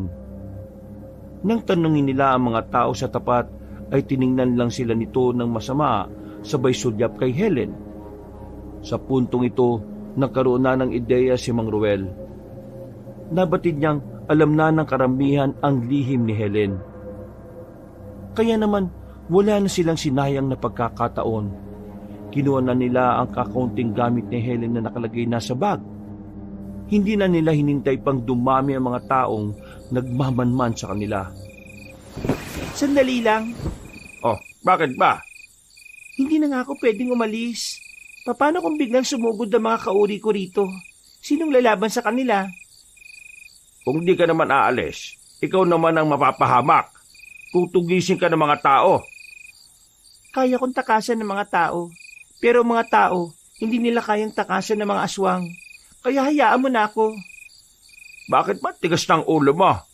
Di ba sabi mo gusto mong protektahan kita? Tapos ngayon, ayaw mo naman akong pakinggan. Ano ba talagang problema mo, Helen? Natamemi ang babae nang makita nitong tila nagagalit na ang matandang si Ruel. Huminga ng malalim ang albularyo at saka sinubukang huminahon. Naintindihan ko na nagmamalasakit ka sa mga tao. Pero Helen, yung mga taong gusto mong protektahan ay ang mga taong gusto rin pumatay sa iyo. Magising ka nga sa katotohanan. Hindi lahat ng tao ay karapat-dapat sa proteksyon na ibinibigay mo. Tama si Mang Ruel, Helen. Kaya makinig ka sa kanya. Sa ngayon, isipin mo muna ang sarili mo. Kasi siguradong naghahanda na ang mga tao para dakpin at patayin ka. Kasalanan tong lahat ni Balong eh. Sira ulo, pinagkalat talaga. Helen, tara na. Aalis na muna tayo rito. Hindi ka naligtas dito. Sana maintindihan mo ang pinagsasabi namin. Tumungo na lamang ang dalaga. Pero bago pa sila makalabas ng kanilang baryo, nakita na sila ng ibang tao. Sumigaw mga yon para magbigay ng abiso sa iba. Dahil doon, nabulabog ang mga tao. Naalarma na rin silang tatlo. Lumiko sila sa isang kanto. Pagtingin nila sa kanilang likuran, nakita nilang nagtipon-tipon na ang mga tao para habulin sila. Bilis! Hindi nila tayo pwedeng maabutan! Hindi nila tayo sasantuin! Naririnig nila ang mga sigawan ng mga tao na sinasabi ng mga yon na si Helen ang aswang na pumapaslang sa mga biktima. Galit ang mga tao. At sa puntong ito, napagtanto ni Helen na tama nga ang sinabi ni Mang Ruel, na kahit gustuhin niyang iligtas sa mga residente, yung pa ang magdadala sa kanya ng kapamakan. Tago muna tayo rito. Bumilit sila sa kulungan ng mga manok. Kahit tingal na hingal sa pagtakbo, sinikap nilang hindi makalikha ng kahit na anong ingay. Maya-maya lang, nasiguro na rin nilang nakalagpas na ang mga residente. Mabilis silang lumabas at tumungo sa kabilang direksyon. Habang tumataka sila, may natanaw silang mga tao na nakakasalubong nila. Kaya ang ginawa nila ay agad silang pumasok sa isang bakuran. Nagtago sila sa gilid ng drum. Paglagpas ng mga yon, saka lang nila napagtanto na bahay pala ni Balong ang pinagtataguan nila. Nakita nila si Balong nakalalabas lang ng bahay nito. Lumapit sila agad sa binata at saka hinila papasok ng bahay ang binata. Hinawakan nito ni Julian sa kwelyo at agad na idinikit sa dingding. Ano ba problema nyo? Problema ko? Yak kasamaan ng ugali mo. Lumayo ka nga sa akin. Lakas ng loob niyong pumasok dito sa bahay ko ah. Hindi niyo ba alam na trespassing ang ginagawa niyo? Matagal na akong nagtitimpi sa'yo. Aray ko! Ano bang... Ano? Masakit ba? Kulang pa yan sa lahat ng ginawa mo sa akin at kay Mang Ruel. At ngayon, sa ginawa mong paglaglag kay Helen. Sandali! Layo! Lumayo ka! Buisit ka! Wala akong kinalaman sa sinasabi mo. Walang kinalaman. Ikaw lang ang nakakaalam na aswang si Helen. Tingnan mo ang mga tao ngayon, oh. Galit na galit. Ha? Nag-iisip ka ba? Kung ako nagkalat na aswang siya, dapat kasama nila ako ngayon. Hindi ko nga alam na hinahanap na siya ng mga tao eh. Wala kang maloloko rito. Marami kang dahilan para ilaglag si Helen. Unang-una, nagsiselos ka kasi hindi ka pinatulan niya. Pangalawa, matagal ka nang may inis kay Mang Ruel. Kaya wala kang magiging palusot ngayon, no? Tigas pala ng bungubog si Raulo ko eh. Hindi nga ako nagsabi sa mga tao. Ano ba mapapala ako dyan kung sasabihin ko, ha? Mamamatay lang yung babae niya pero wala naman ako mapapala eh. Magkakapera ba ako dyan? Wala. Eh kung hindi ikaw, sino nagsabi sa mga tao? Aba, ewan ko. Ako lang ba talaga nakakaalam? Lakas ng tama nyo ah. Dito pa kayo mismo sa bahay ko nagaganyan. Gusto nyo yata magkasubukan tayo eh. Mang Ruel, huwag ka maniwala sa siraulong to ha. Marami nang niloko to dito sa baryo. Kaya siya lang ang pwedeng sisihin ngayon. Bahala ka sa buhay mo kung ayaw mo maniwala sa akin. Palibasa kasi sarado yung utak mo eh kapag ayaw mo sa tao. Nabigla na lamang si Balong nang bunutin na ni Julian ang itak nito sa kanyang tagiliran. marahang napatras si Balong hanggang sa mapadikit na ulit ito sa dingding. Uy! Sira ulo! Kaya mo bang gawin yan? Kung para sa'yo, oo. Kakayanin kong makapatay ng tao. Kung ikaw lang din. Sandali! Bakit, Helen? Hindi siya ang nagkalat nito sa mga tao. Anong ibig mo sabihin? Kanina bago kayo dumating, nakita kong may isang aswang na nakikipag-usap sa barangay Tanod. Akala ko nung una hinahanap lang nila ako. Pero kutob ko, sinabi niya na aswang ako para mapilitan akong umalis dito kapag pinuksa na ako ng mga tao. Oh, kita nyo na. Wala akong kasalanan. Sa madaling sabi, inosente ako. Kayong dalawa lang talagang tatanga-tanga rito eh. Masyado nagpapadala sa emosyon at nakalimutan ng gumamit ng utak. O ano, paya kayo ngayon oh. Pasalamat ka na lang at nagkamali ako ng hinala. Kasi kung tumama ako, ikaw ang tatamaan. Baka nagkaroon ka ng gripo sa tagiliran. Sus, puro salita. Gawin mo. Gusto mo? Uy! Mang Ruel, ano ba to? Wala naman akong kasalanan. Ayaw pa paawat oh. Aba na yan, Julian. Wala tayong mapapala kung makikipag-away tayo sa isang yan. Wala kayo mapupuntahan, di ba? Kawawa. Lumabas na kayo ng bahay ko bago ko pa kayo kasuhan ng trespassing. Bakit hindi mo sinabi sa mga taon tungkol sa lihim ni Helen?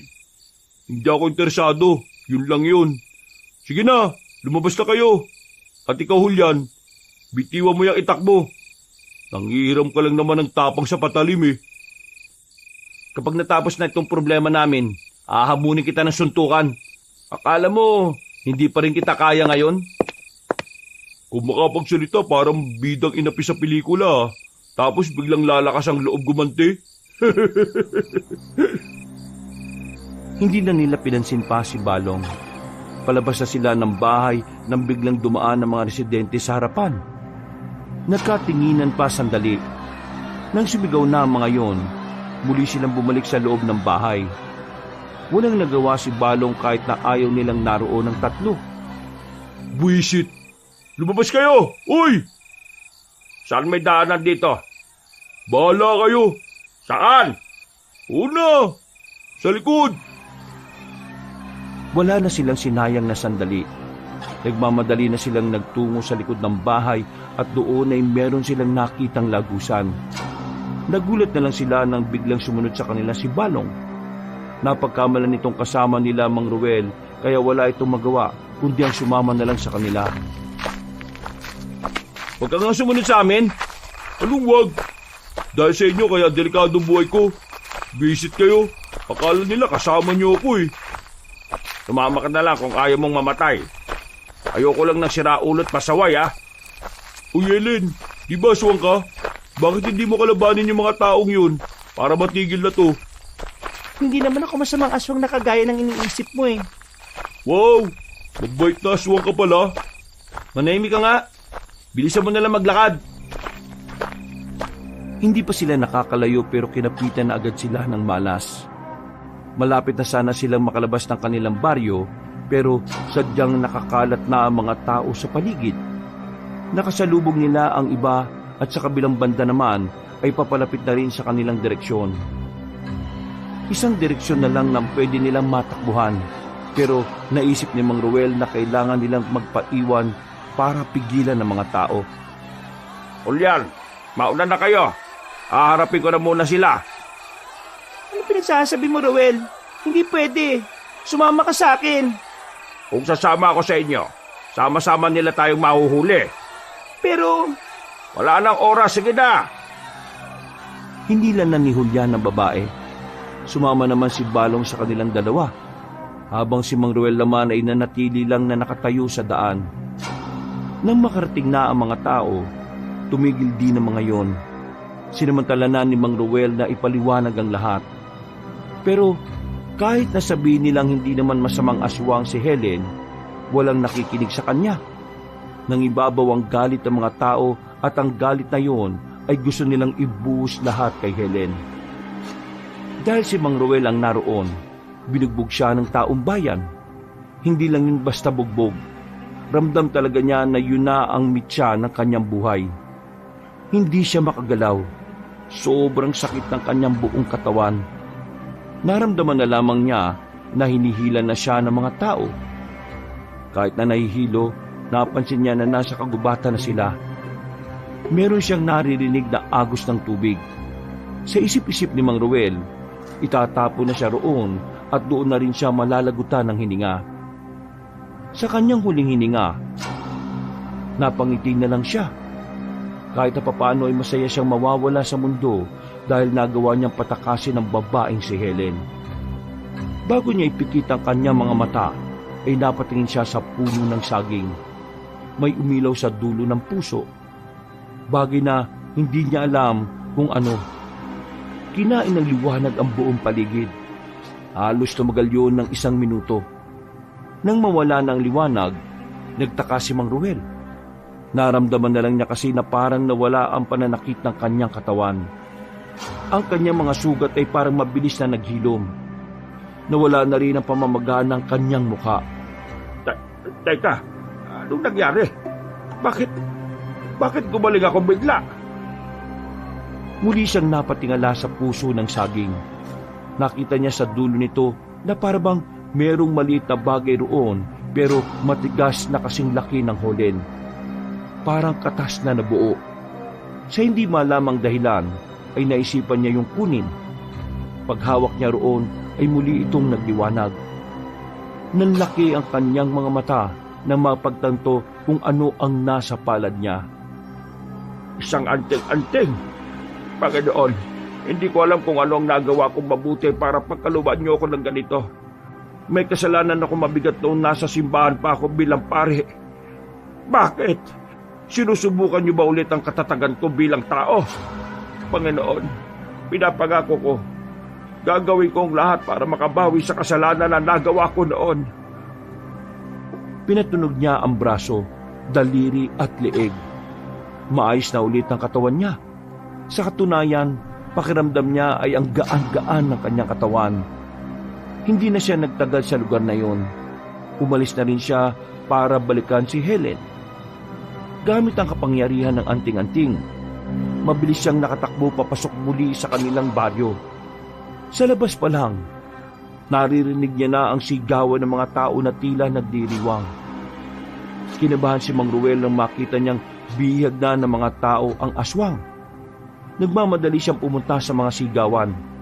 Hanggang sa nakita na lamang niyang nakatali na si Helen sa kawayan at napapalibutan niyo ng dayami na nakahandang sunugin ng mga tao.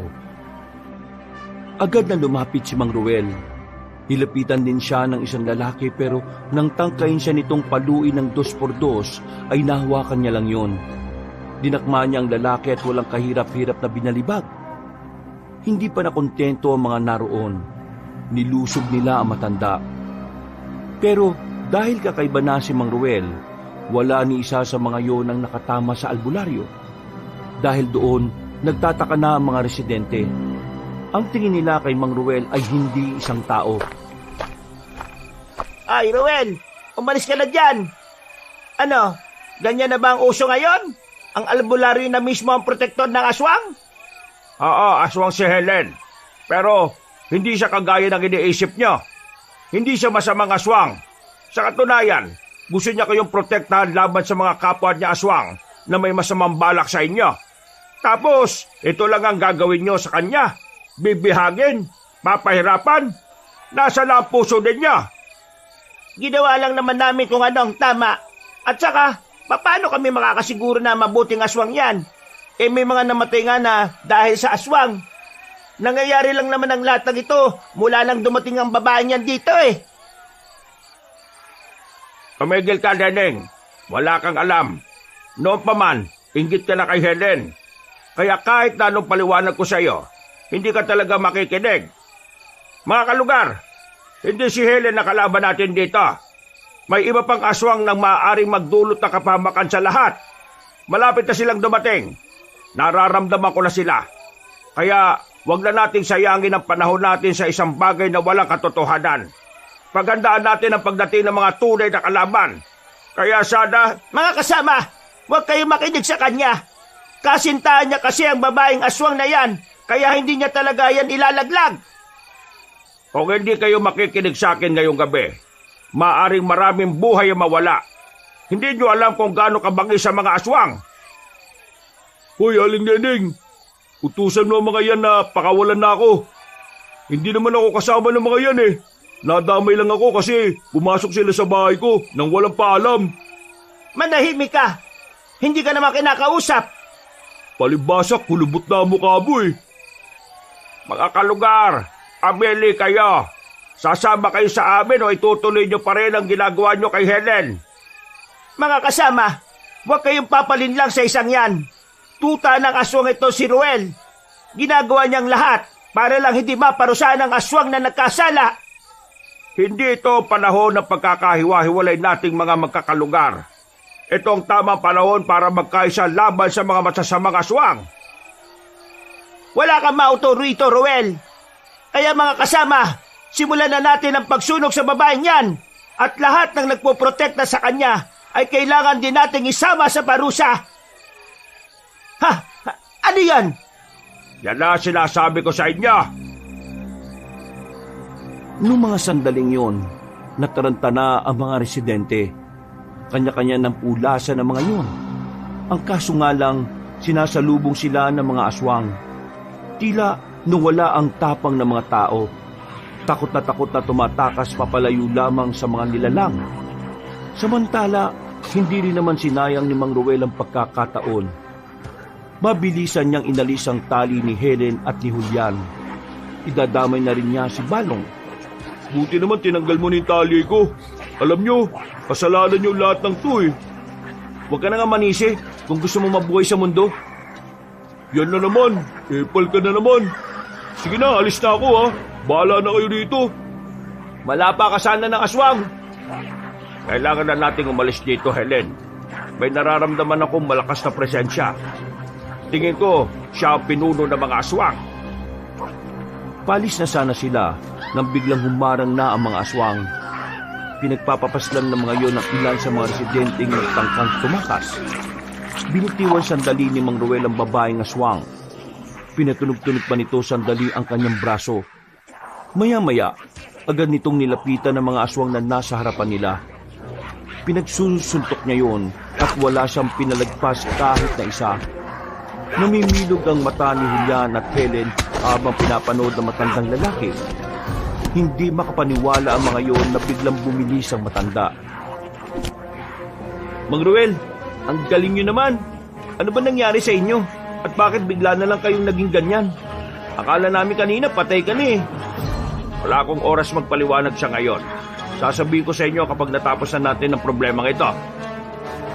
Ruel, sasamahan kita sa pagkikipaglaban. Sige, sabayan mo ako.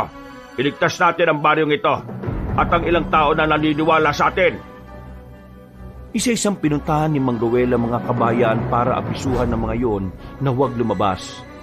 Nakinig naman ang karamihan sa kanila. Pagbalik niya sa labas, nakita nila ang mga wala ng buhay na katawan ng mga tao. Lahat ng yun ay sugatan at umaagos ang dugo mula sa kung saang parte ng katawan. Nakaramdam ng panghihinayang ang matandang si Ruel.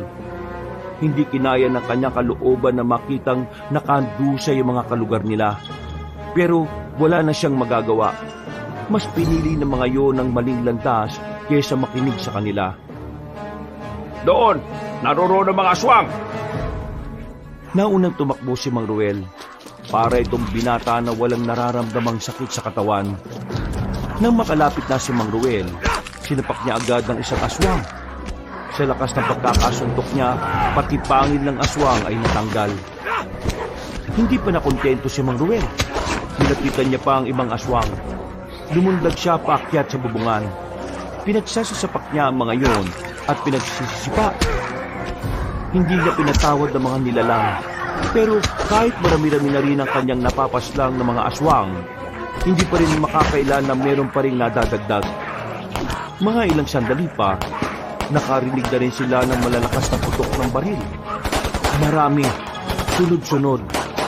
Napangiti na lamang si Mang Ruel na mapagtanto nilang ang pamilya ni Abel ang dumating. tinulungan sila ng mga yon na bawasan ng mga aswang sa baryo. Maraming salamat, Abel. Walang problema, Mang Ruel. Kaming bahala. Helen, samahan mo ako. Hahanapin natin ang pinuno nila. Nararamdaman kong nandito lang siya. Sa gawing ito, Mang Ruel, paano ako?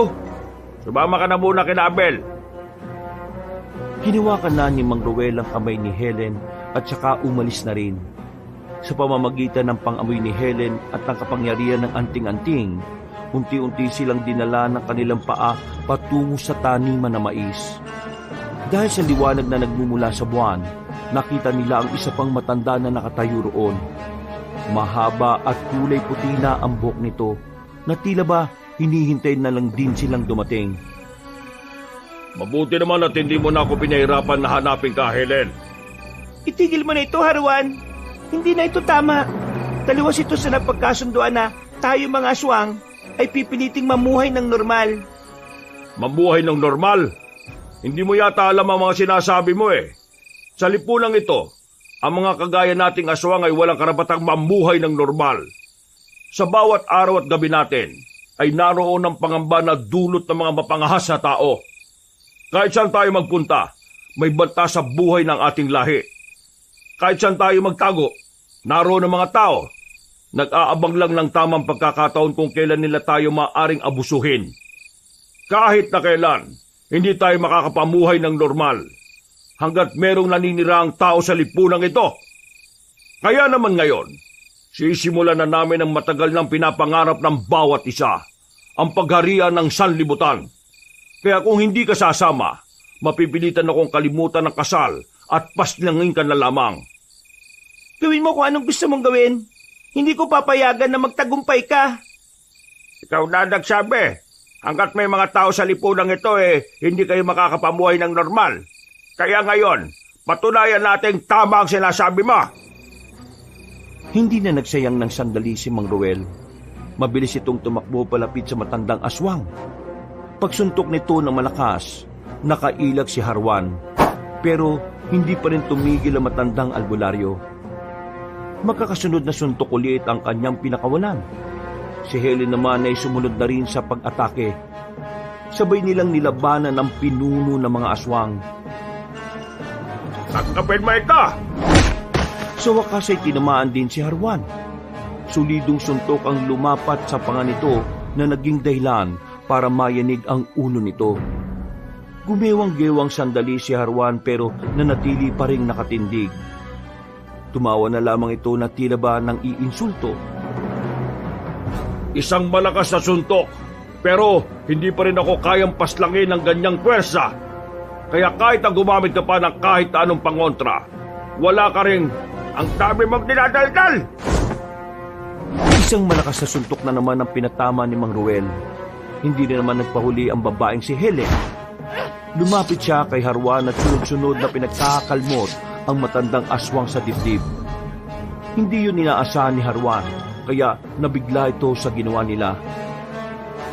Tunay kang malakas ka, albularyo. Ikaw rin, Helen.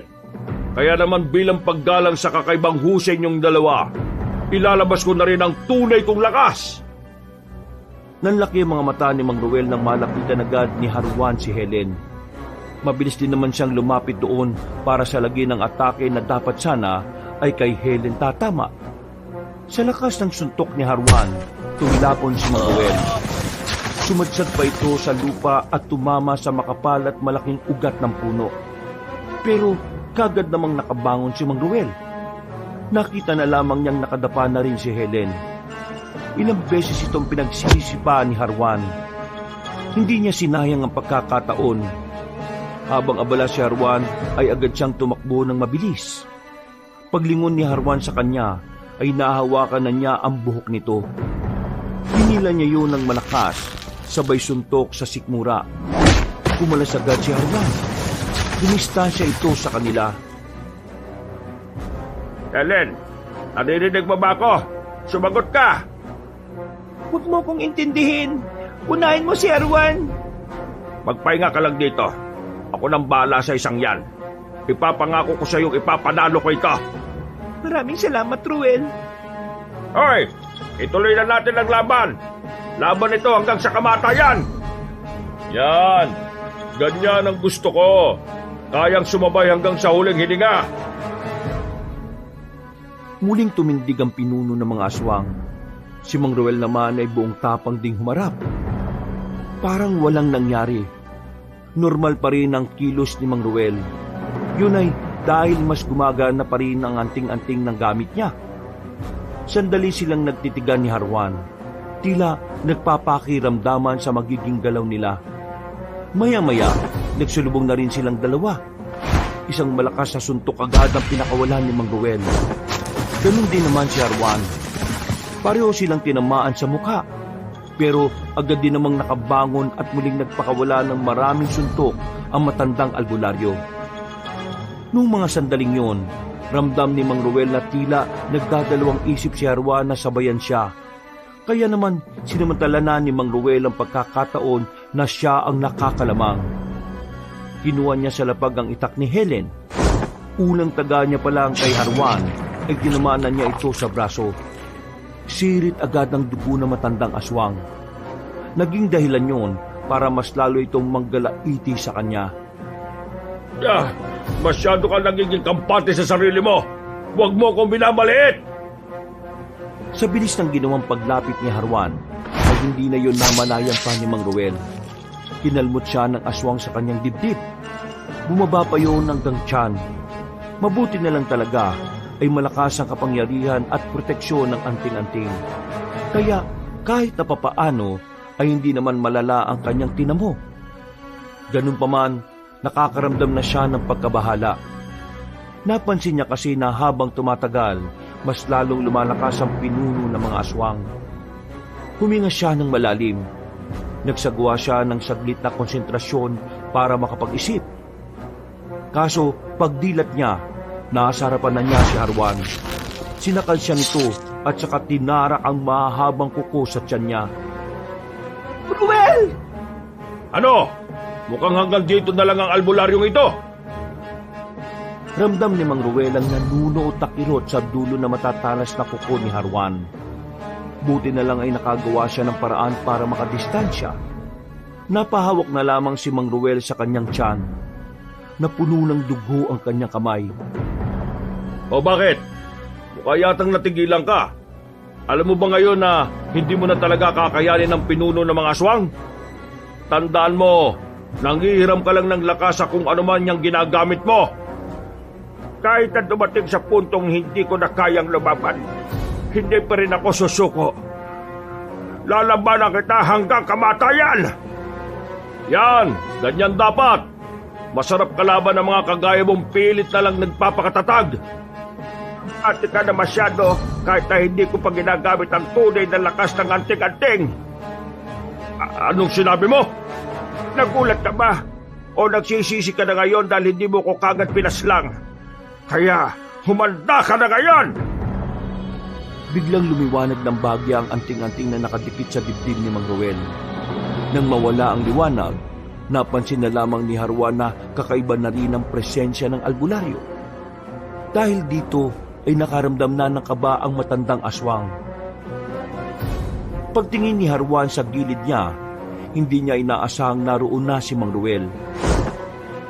Iilag pa sana ang aswang pero naitarak na ni Mang Ruel ang itak ni Helen. Binaon niya yon sa tagiliran ni Harwan. Tumugos pa ito sa kabilang tagiliran. Paggugot niya, dito na gumewang-gewang ng malala si Harwan. Tumatagas ang dugo nito. At kahit takpan nito ang malagripong butas sa tagiliran, wala rin itong magawa dahil unti-unti na siyang nangihina. Hindi nyo na mararanasang mamuhay ng normal na hindi kasama ang mga tao. Dadalin mo sa hukay lahat ng mga masasama mong plano. Hindi ako papayag na matatalo lang ako ng isang kagaya mo. Pinilit pa rin ni Harwan na makatayo.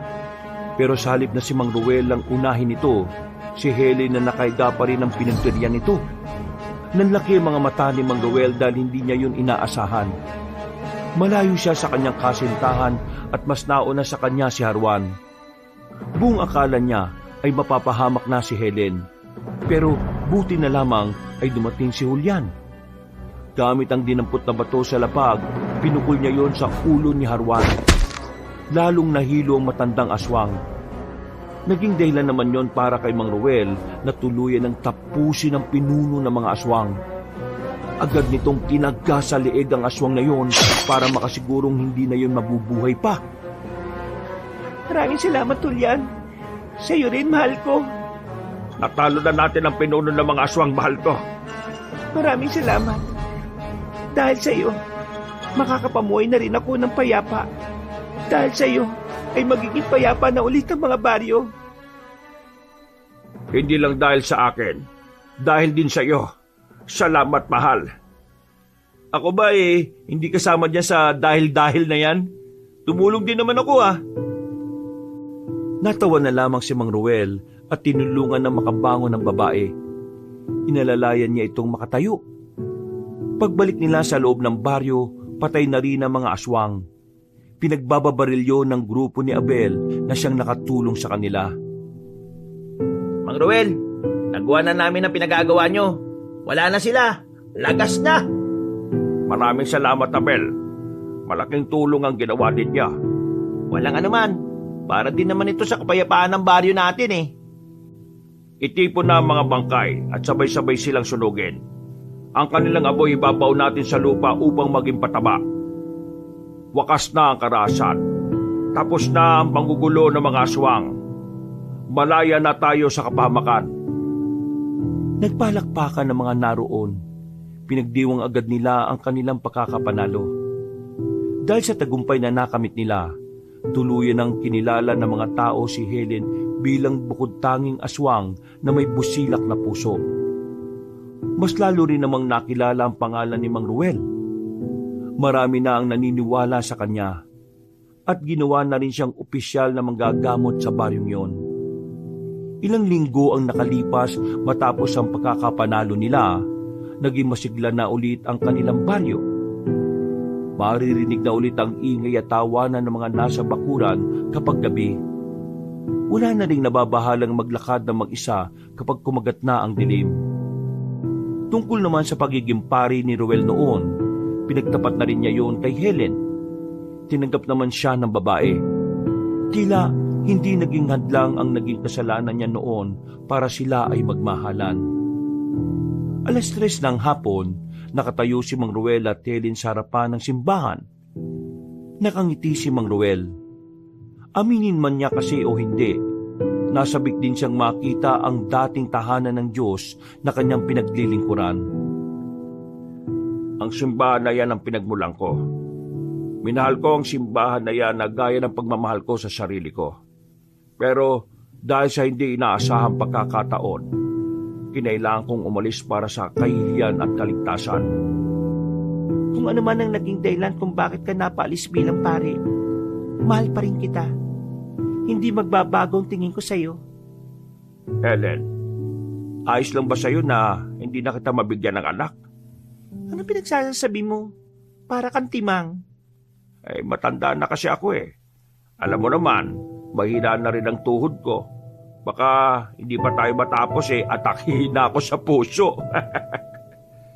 Kahit wala tayong anak, ikaw lang ay masaya na ako.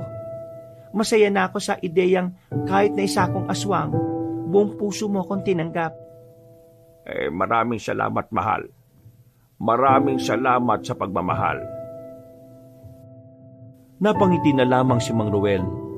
Marahan niyang hinalikan sa labi si Helen. Halos magtatatalo naman siya sa sobrang tuwa. Yung kasi ang unang pagkakataon na nakahalik siya ng babae.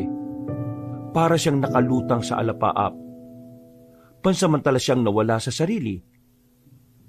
Makalipas ang 1 buwan, ikinasal na sa Huwes ang dalawa. Hindi man sila magkaanak dahil sa kanilang mga kondisyon, masaya pa rin namang nakapagsama ang magkasintahan. Naging mabuting may bahay si Helen. Hindi na mahalaga para kay Ruel na aswang ang babae. Dahil ang mahalaga na lamang sa kanya, kasama niya ito sa kahit saang hamon ng kanyang buhay. Sa ngayon, masaya na namumuhay si Mang Ruel at Helen sa kagubatan na malapit lang din sa kanilang baryo. Ang anting-anting naman na nagamit niya ay kusa nang nawala at nagbalik kung saan man ito nanggaling. Tila pinahiram lamang yon kay Mang Ruel para kalabanin ng mga aswang. Sa mga nararanasan ni Mang Ruel, marami siyang natutunan. Maraming aral ang humubog sa kanyang kaisipan at katauhan. Pero isang aral lang ang hindi niya makakalimutan kahit na kailan. At ito ay ang aral ng pag-ibig. Na walang pinipiling uri ang pagmamahal. Na ang tunay na nagmamahal ay hindi binabase sa panlabas na kaanyuhan. Ito ay binabase sa kung gaano kabusilak ang puso ng isang nilalang. Wakas,